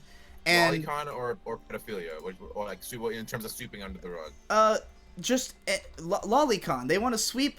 They just want to block it out of mind because it's uncomfortable. Nobody wants to think hard about what it can mean or what, like, and I think that if we were in a place where lolicon, you know, people who are lolicons didn't have to like hide if they weren't doing anything wrong, then we would be able to better identify the people who are doing something wrong. And that's the main thrust of why I am so adamant about, like, being open about it. And, I mean, I'm willing to admit that I probably defend a lot of things in broad concept that in individual cases can be, you know, can be harmful or even could be, you know, could have a lot of negative repercussions. Like, I'm not saying that lolicon doesn't cause any problems, but if nobody's willing to talk about the good things it can do, or the ways that it can just be interpreted differently, then, you know, we'll never make any progress on discerning the difference between pedophiles and lolicons, you know? You might have just ended this argument right here. I'm just going to ask you straight up, since you just said it, what problems do you think lolicon can cause? Well, obviously this whole Russell issue. Like, I mean, that's a situation where, you know, this guy kind of got away with committing a crime because he was embedded in an industry that is only talked about by people who are in the know. Like, if you're not a lolicon, you probably don't know who Russell is, you know? And, like, it's unfortunate that I think because this community is so underground that an artist like that can thrive in it, you know, without ever being dug up by authorities or other people from the sidelines who could have looked in and said, hey guys, that guy's a pedophile, you know, but instead they'd probably look at any of us and say the same.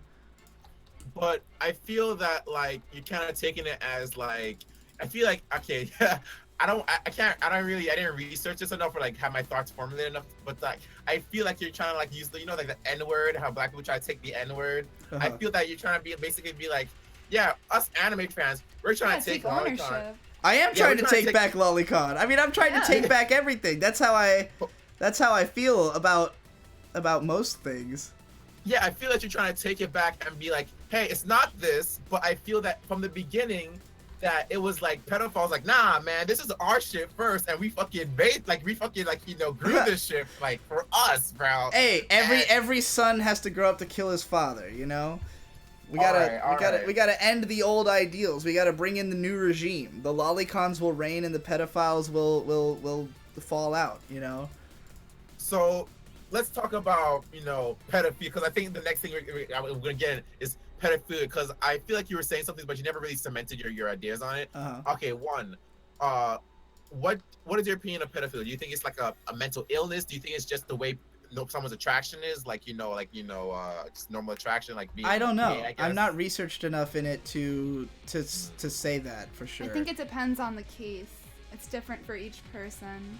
Oh, did she beat the boss while I was dead? Please explain, because I only, the way I view it is, I view it just as like homosexuality. That's like well, there are some people who like girls, like young girls, because they know they can manipulate them, because they want to hurt them, and that is wrong, and you shouldn't want to hurt anybody, you know? But there's some people who are attracted to girls and would never hurt a person, and they feel a lot of guilt, and I don't think those people are bad.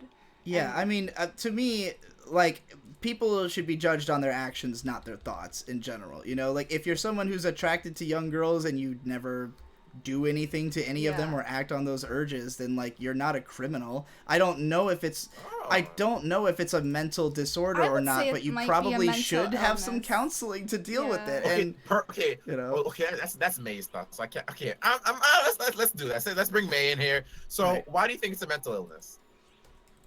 Well, I mean, like homosexuality why do you being think a mental depression illness? is a mental illness? It's the way it's the chemicals in your brain, you know? It's the way you are. Well, first of all, let's clarify. No, I said as opposed to homosexuality. As opposed to homosexuality? Interesting.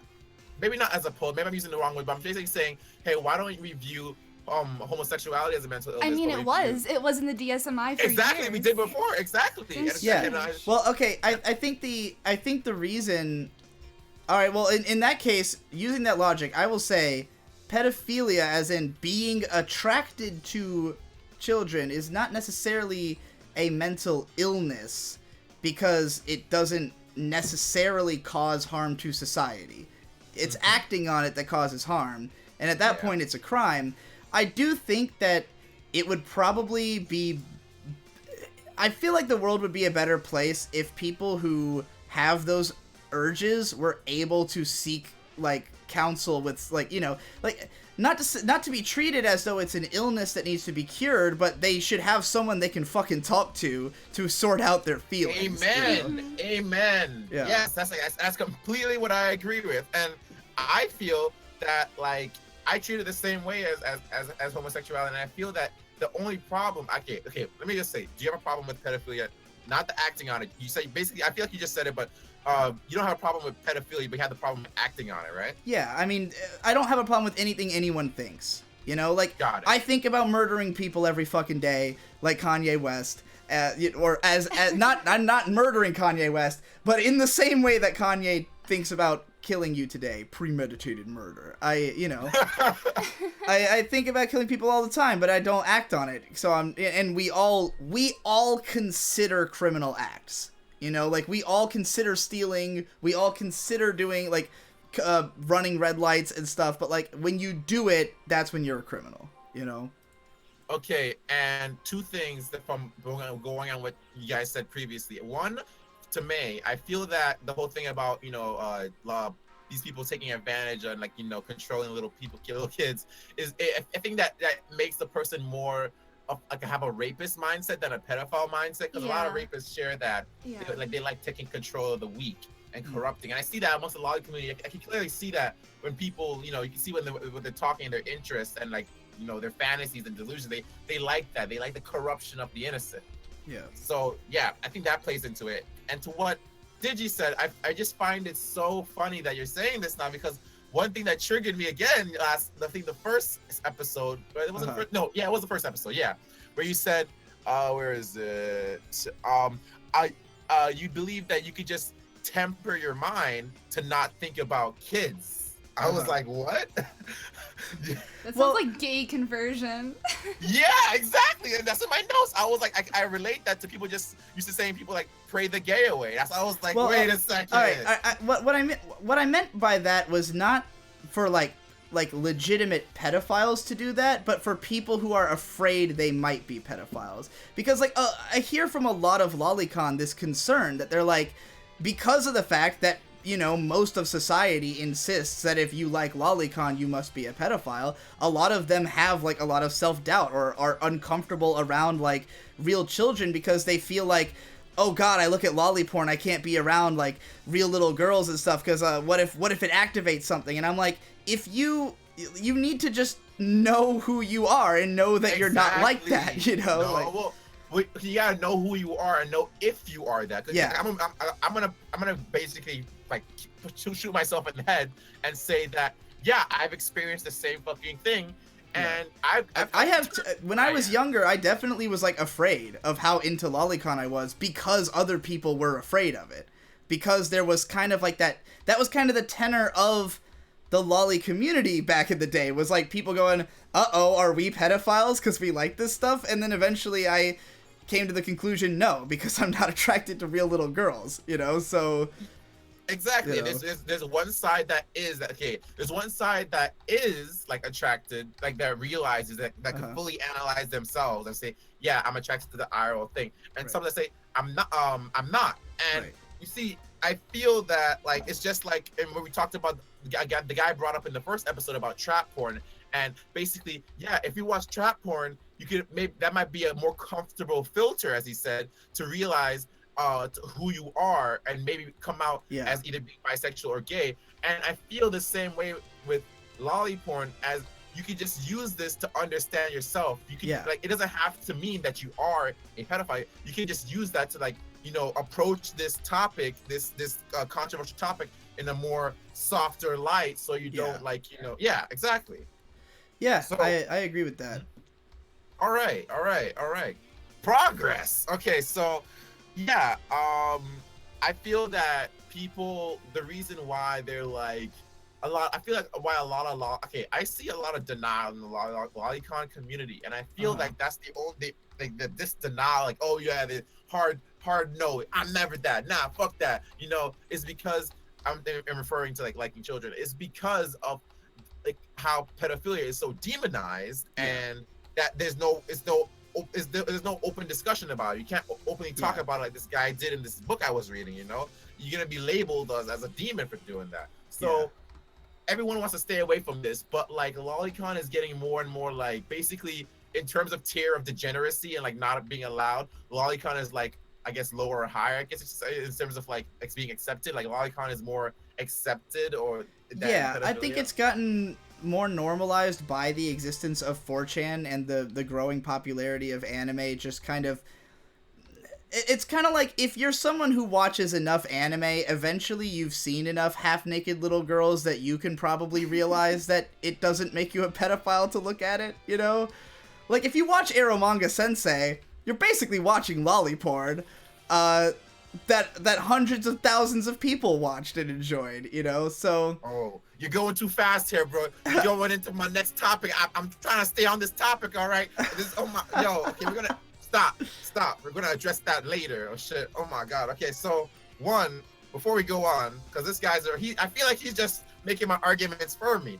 But basically, to get into that whole gay pedophilia relation, I feel that before a lot of people. Oh, by the way, how was the Twitch chat doing? Am I getting a lot of nexts? I see some next. I also see some keep. There's a lot of people saying keep. So I'm still interested. Closed-minded ass lolicon, stop getting fucking triggered, because I'm just trying to awaken some people. All right, bitch. Okay, I'm a lolicon myself. Okay, so basically, I feel that before a lot of people, they didn't basically work. They weren't. Okay, you see a lot of people now, they're like, yeah, we're gay, I'm gay. You know how the whole meme about, oh yeah, go to college, discover yourself, become gay. I felt like that only happened because people are now being exposed to it more, Yeah. and it's become more like what you call it? I think you normalized, can not- I think you can draw a straight line from Queer Eye to the straight guy to the legalization of gay marriage. I think there's a line you can draw there. Shit, if you It goes through Glee. Glee is also in that line, and a few Pride parades are somewhere in there. Okay, yeah, sorry, I didn't research that, so I didn't want to say that. But hey, if you could say that, then great. I think so. That's just my theory. I haven't researched it either. Got it. I just know that right around the time Queer Eye was on TV, suddenly people seemed to realize that being gay was not weird.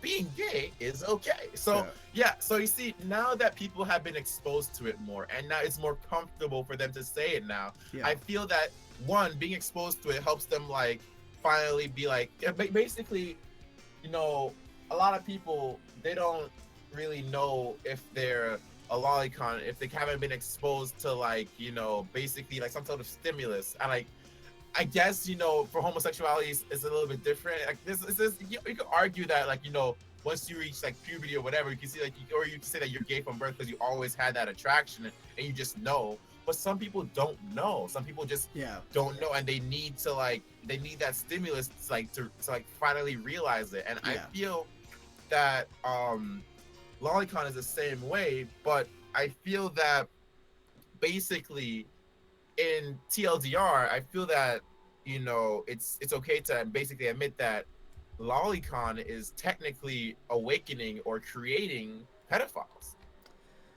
You could say that probably. I don't I mean, if anything though, it's awakening them in a healthier way than other ways it might be awakened, you know. And that's my next argument, because you see, you can say that to a lot of people. A lot of people like into lolicons, they realize they're pedophiles and they're non-violent pedophiles. Yeah. But you can technically say that some people do eventually become violent or violent pedophiles and do create crime. So it's like you have to what I'm trying to say, do basically this whole thing. I'm just trying to make people understand the good and the bad of lolicon. There is good to lolicon. I just showed you the good because it makes people understand themselves, be okay with themselves, right? And you know, and like become non-violent, whatever. But and lolicon is a great way to use this media, consume this media instead of like going out and like being violent and committing crimes and shit. Yeah. But so you can say that, hey, lolicon can create sex offenders, but on a very,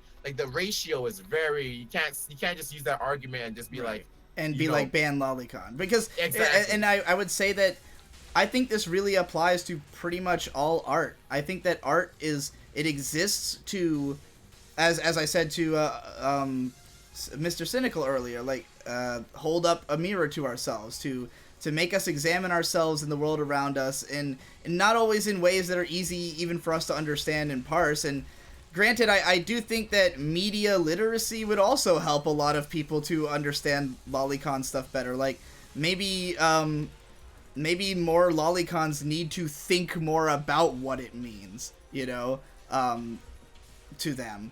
Like, because I'm sure there's lots of people who just don't fucking think about it at all and are just into whatever. And think it's all a fucking meme. But, in general, I think that I could accuse almost any style or genre of art of having caused some harm in some way, but I don't think it's ever a good idea to throw out the art. You know, it's never a good idea to throw the baby out with the bathwater on anything like that. And because I am a super, like, libertarian idealist, I frown upon any time somebody tells me that they are gonna take my art away for any reason. But you know, that doesn't mean I'm gonna deny that it can potentially trigger somebody to, you know, unleash their latent psychopath. Gotcha. So, all right. So I think we confirmed a lot of things, but I'm gonna touch on the topic I brought about anime. Then before I go there, I'm just gonna like do this first. I just wanna like confirm this now. So, do you agree that lolicon sexualizes children? No, I think it sexualizes a concept of a child. Sorry. Yeah, not actual. Okay, got it. But it can with the case of Russell. But I mean, again, I don't think he was necessarily sexualizing children. He was taking a sexualized child and abstracting it. You know. Exactly. Okay. You're right. So it's sexualizing the what was the word you used? The idea of a child. Okay, I'm starting to see a lot more. Next is. All right, you gotta get to the argument. The conversation's over. The conversation's over. Just one more. It's basically over. All right. Okay. So basically, you said that with the influx of how much basically how anime got more popular, that affected like that made lolicon more accepted, right? And basically TLDR, anime created lolicons, right? Anime created lolis. No, you know, and yes, and anime created hentai lollies, lolicon, lolly porn. Right. So yeah, you can say that anime, that lolicons or lolly porn is a byproduct of anime, right? Yeah, I would say so. All right, we did everything. Woo! Closing statement that I wrote here that I want to get done. All right. Okay. Finally, I think that lolicons that go on to watch CP are simply the ones that realizes they are pedophiles and don't share the same morals as society. Everyone has different morals, and not everyone chooses to stick to the community moral code. That is simply why some people are criminals and some aren't. Great. Yep. Woo. Yeah. Well, thank you. That was really good. So I'm glad you thoroughly redeemed yourself for your performance last time. You were great. Yeah, that was excellent. Complete 180. I'm happy that you're the man we had this conversation with, honestly. Thank you for preparing all this research. I know I said it would, but all I meant was I was going to take a chill pill. All right, because, like, I was, like, when I was doing the argument, I didn't really understand how, like, bad I was at the argument, because I didn't really have everything all formulated, and, like, after taking some time to look at it, like, I realized that, yeah, I was in the wrong, too, with this argument. I should have planned it a lot better. It was a good learning experience for both of us. It was. See, this is what argument should be like, guys. That's what the show exists for, so we can all grow and learn and be kumbaya around a fucking fire, and everyone can stop talking shit about me on the internet. All right, next. Let's bring the next. Be your Patreon next month, bro. Oh, sick! Awesome. All right. Everybody in the chat is asking for Rizzy. I want to hear from Rizzy. All right, we're bringing in Rizzy. All right.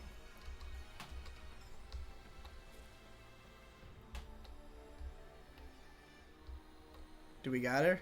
Give me 1 second, man. There's a lot of people in the chat. Why the fuck you rust? Hey. You there? Hello? Hey. All right. What's going on? Do we have her? Well, I guess not. All right. Well, I guess we'll move on to the next one. Rizzy, we'll see you later if you manage to get back. I'm making sure she has exclamation points. That's what happened. Oh, yeah. Sometimes if you put exclamation points in your name, for whatever reason, you will disappear for me for like 5 seconds. But you're in here now. Rizzy, you there? I am not hearing her. Are you there? I don't think she's there. Maybe her mic's messed up. Oh, no. Okay. Well, message me if you come back. Alrighty. Let's put Washer on.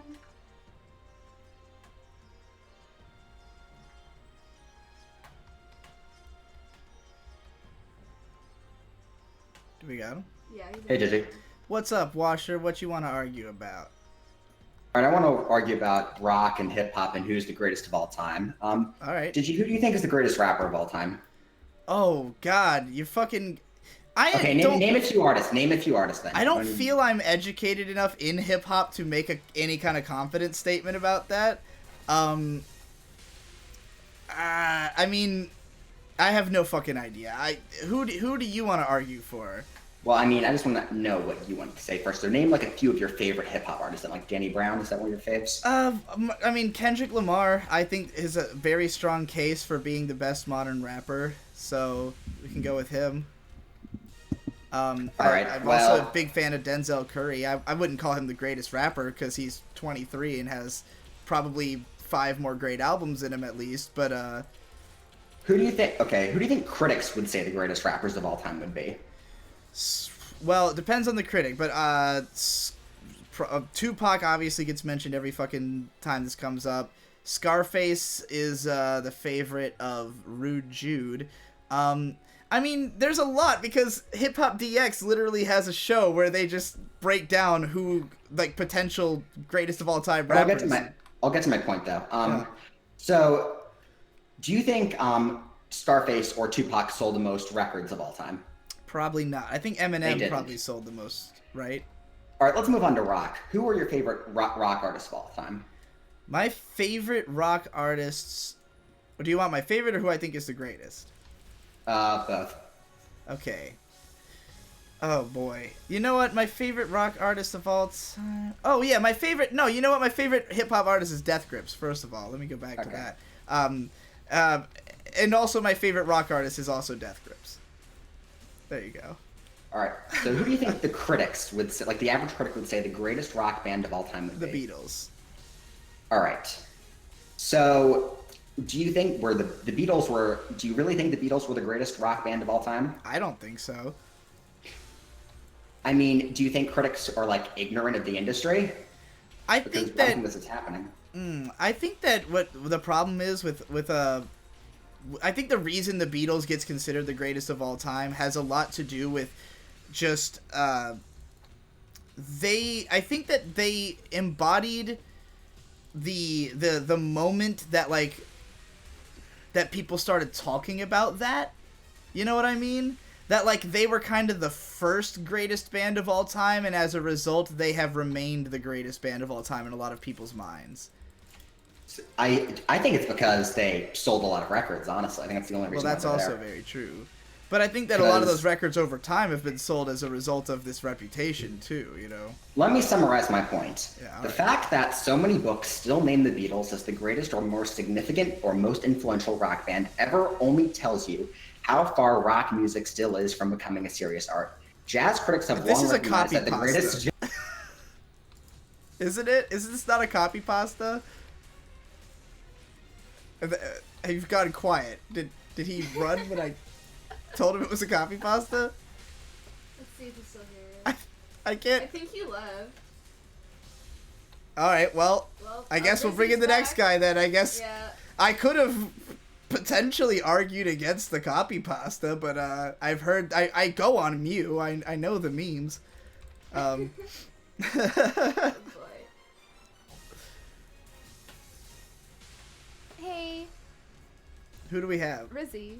Rizzy, you there? Maybe her mic just doesn't work. Do you have yourself muted? I don't think we're getting her. Alright. Maybe next time.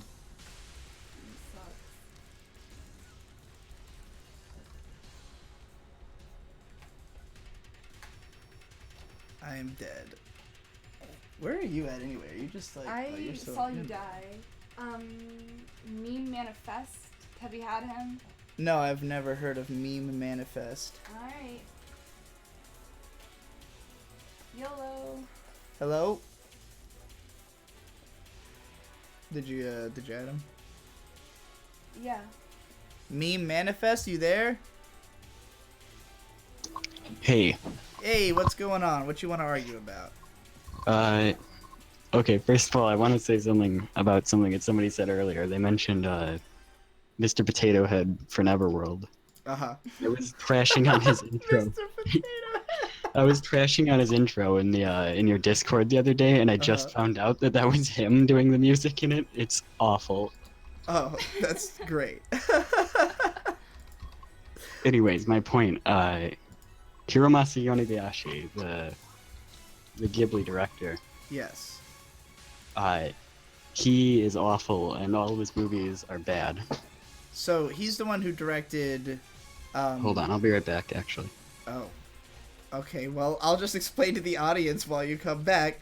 Hiromasa Yonebayashi is the one who directed, I believe, Arrietty and When Marnie Was There.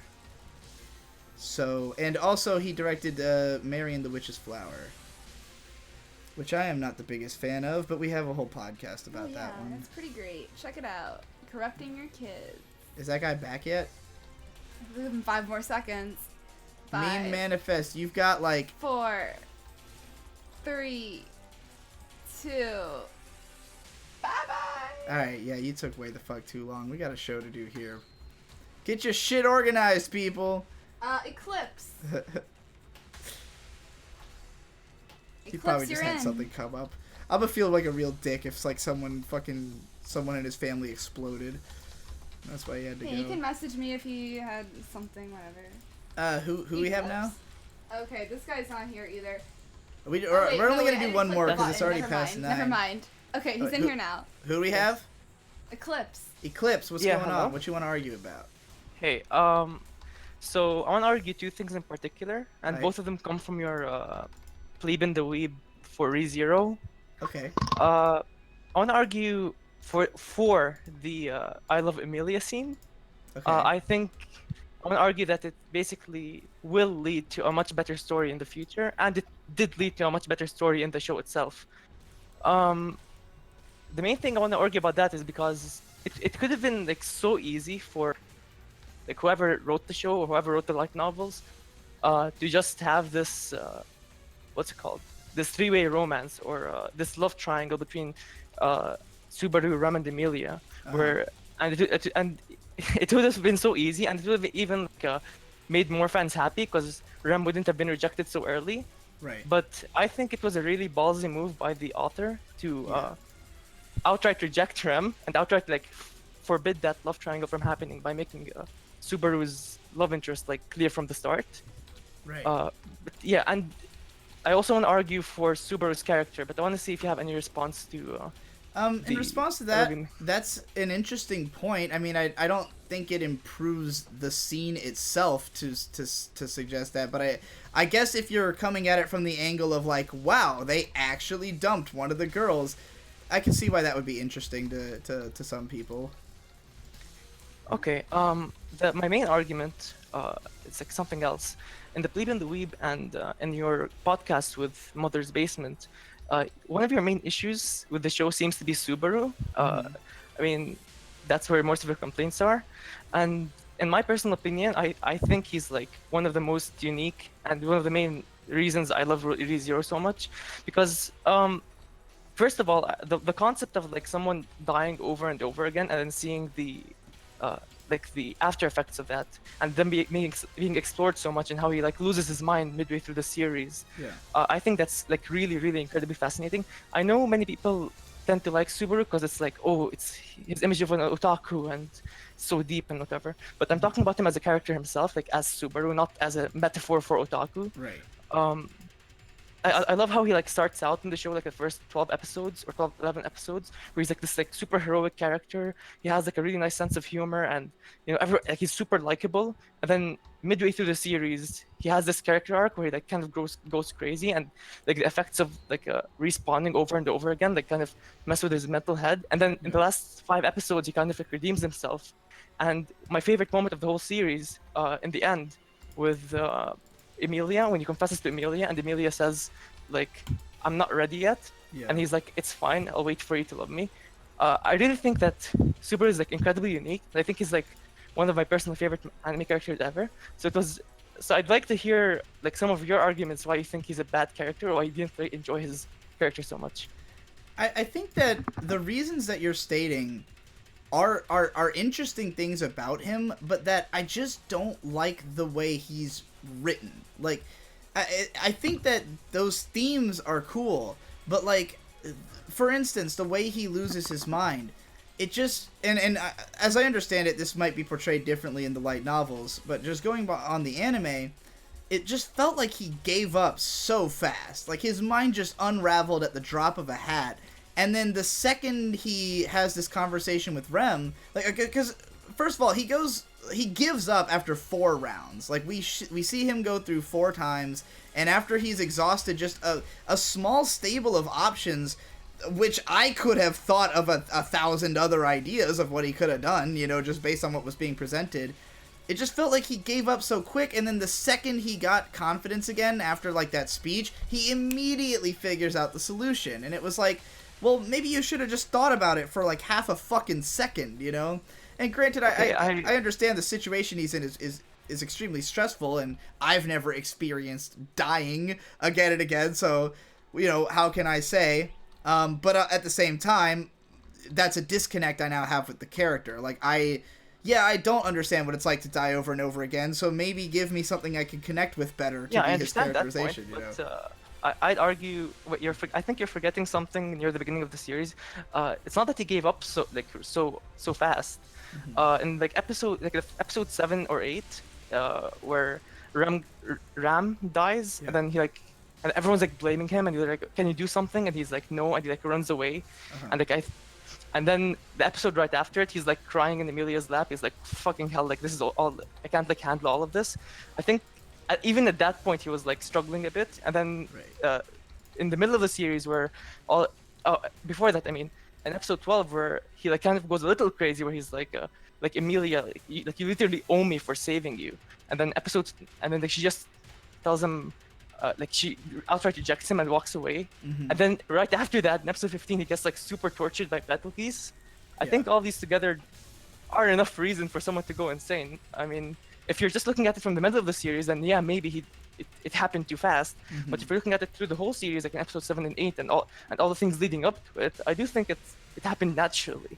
But I think that's just a matter of perspective at this point. Yeah, I guess so. I guess he's just not, I mean, I don't even necessarily know if I think that he is a bad character so much as just not the character I want to watch, that it could just be because he's a lot younger, and I mean, because I think of Steins Gate, and it has a similar sort of plot where there's this moment where, after having gone through this time loop over and over again, Okabe is, starting to lose hope, but at no point did I ever feel like he was making decisions I couldn't see myself make in that situation.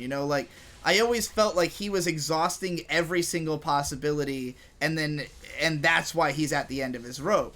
With Subaru, it's he's exhausted 4 possibilities and then fucking just lost it. And granted, I don't think that's saying that's not even necessarily bad writing. It's just a character that makes me go oh, you little fuckboy, get over it.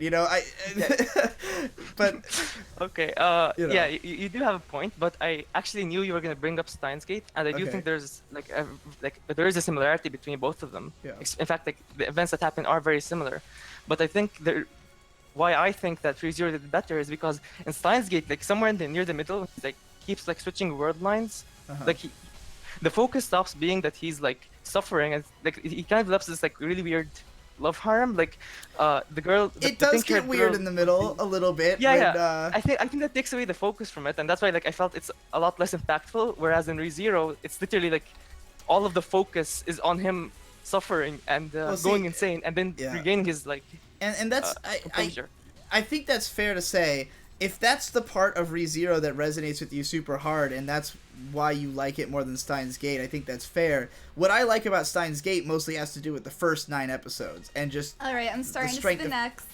Well, this is going to be the last caller we have anyways. I told 2 people they can come on because they had mic problems. Oh, well, I fucking said that we were only going to do one more guy. Hey, I told them they can come on. Alright, well, fine. Well, yeah, thank you for, for answering me, and, goodbye. Yeah, no problem. I didn't quite actually finish, but whatever. He excused himself anyways. Okay. I was just gonna say that, why I love Steins Gate is more because I love the characterization, and, so with ReZero, I just never formed that bond the way I did at the start of Steins Gate. Alright, need manifest. You got 1 topic. Alright. Okay, so Hiromasa Yonebayashi, who worked on... Yes, that's right. We were going to talk about Marnie, Arietti, and Mary and the Witch's Flower. Yeah. Now, Arietti I don't think was his fault, because he didn't write it, which is my problem with all of his movies. That he doesn't write them?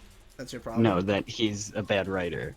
Oh. I think all of them are directed fine, but all of the characters...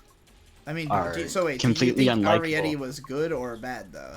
Arietti I'm pretty indifferent towards, and that's also because of the writing. That one's written by Miyazaki. Yeah, I think the resolution of that movie is really bad.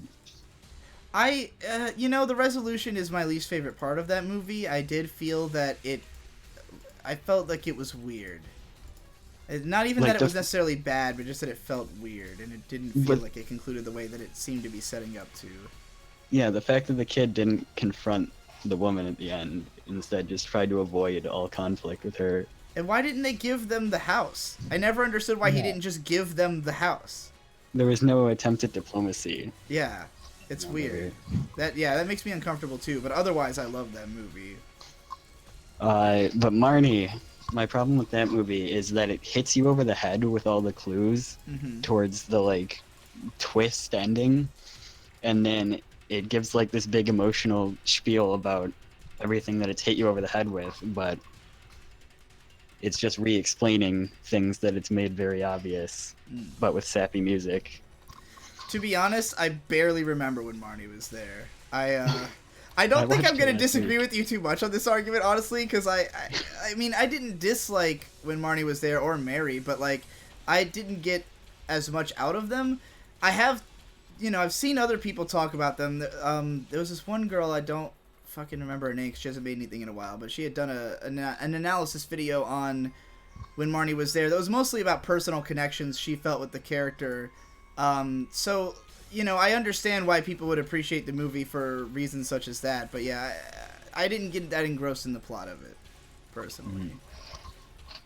And then Mary, I just thought was completely creatively bankrupt. I agree. Just but me and May had a whole fucking podcast where we argued about that, so that's why I didn't bring that one up much. But I guess we don't have an argument, so yeah, sorry, I guess my opinions on when Marty was there have never really been out there in the ether. I mean, I thought it was an okay movie, I just can't remember much of it, so whether or not I would still think it's good would depend on me watching it again, I think. Let's have this argument again once I've watched the movie and decided an opinion on it. After the Ghibli cast. Yeah, surely. Well, that'll be a while, because it's one of the later movies, but... Alright, well, who's the other person you had to bring in?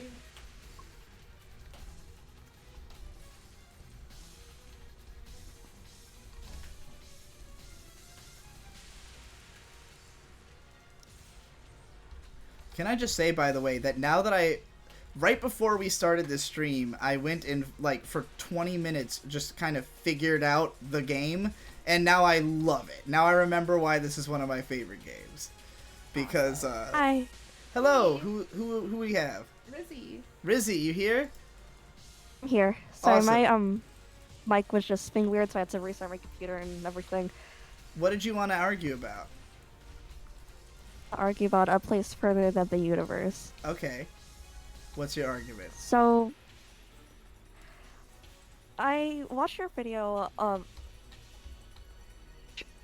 or fail on your main channel, and how you kind of and how you talked about you dropped in your reasons why, and I do think you made some valid points, but A Place Further Than the Universe is actually one of my favorite anime of all time, and I kind of just want to talk about why, because the reasons are somewhat personal, I'd say, because it's just a show that really connected with me on an emotional level, where I often gravitate towards anime that inspire me and make me feel like I can really achieve things, because most of the time I have very low self-confidence.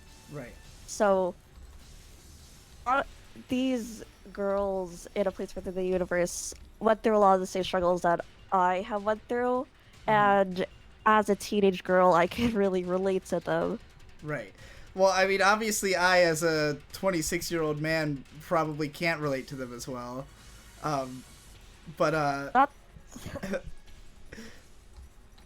Sorry. That's understandable. Yeah. Sorry, I thought you were cut off for a second there. Yeah, I feel as though I'm at the perfect part of life for being an anime fan right now.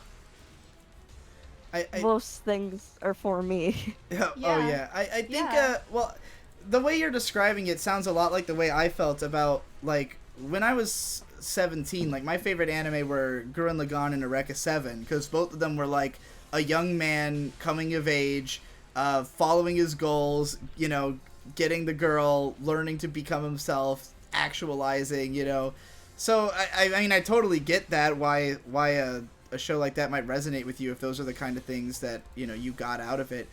For me, it's only because I've already watched a bunch of other anime, about these topics that, I think it's a lot easier. I guess what I'm saying is I'm jaded. I guess I'm just jaded is what I'm trying to say. Like, I think it's totally understandable to love that show.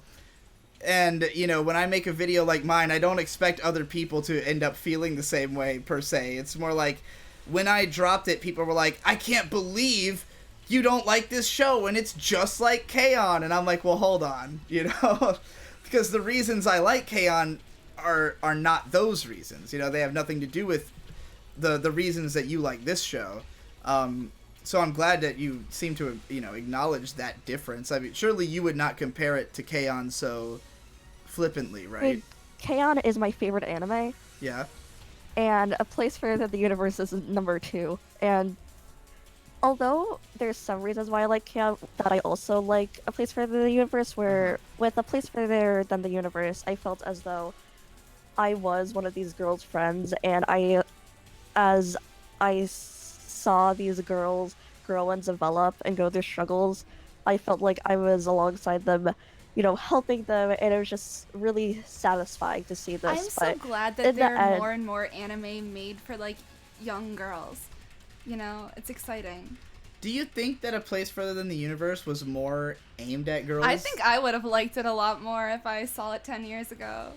Yeah, but I mean, like, because that's an interesting thought, because of the fact that I would probably have, much in the same way that people tend to pigeonhole K-On! As a moe show, but I've made the argument that it isn't necessarily. I mean, both of them are directed and written by women. It's very possible that they had more of a teenage girl audience in mind than than a fucking guy who just wants to watch cute girls. Yeah, I think there's just a lot more people, like a lot more girls who are getting into anime. You're seeing a lot more female animators. I think it's just really cool, and I'm glad you enjoyed the show. Yeah, I'm always glad anyone enjoys a show, even if it's SAO. If you can get something out of it, if it makes you feel, that's what really matters. You should probably, if you have any ambitions of such, you should just make a video about why you like the show. Make a counter video to mine. Have a YouTube channel. I'm very inspired by you, and immediately after I finished it, I made this just unscripted, retarded rant.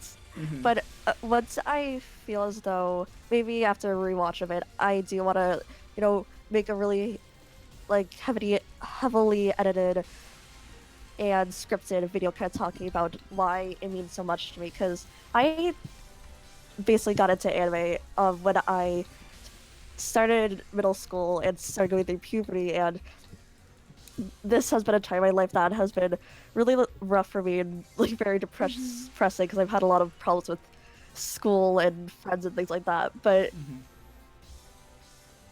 been there for me to cover me, and also courage.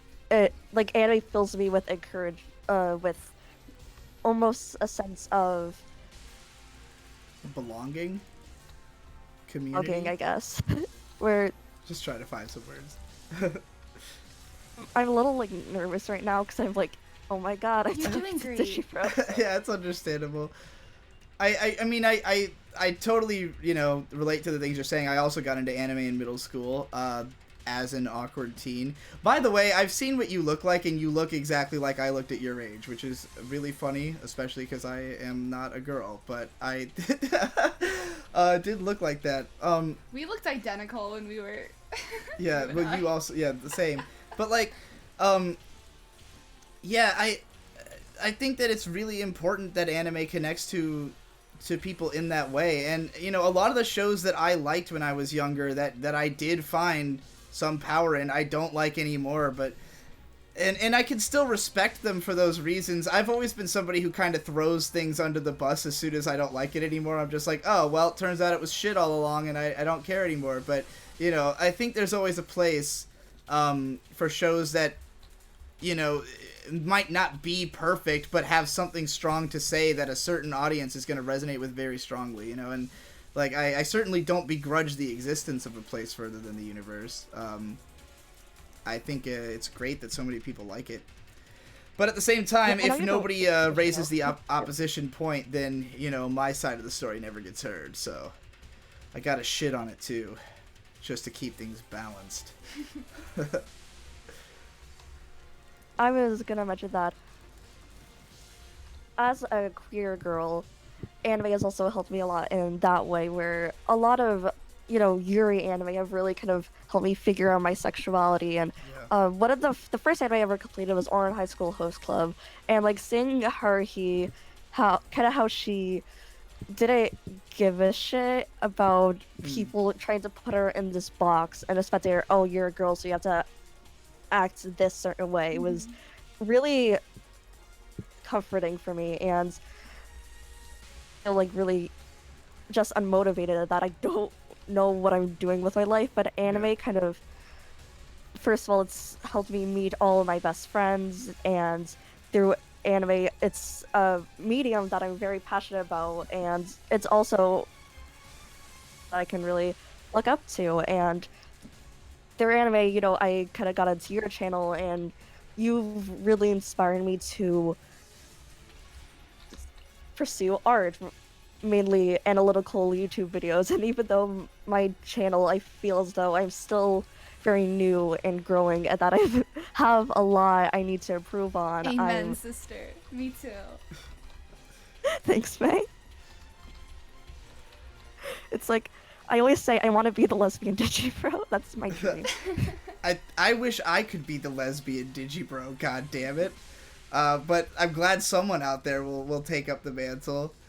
Alright, well, it was nice to hear from you. This is not really an argument anymore, though, so I have to kick you off the show. So, see ya. Alright, peace out.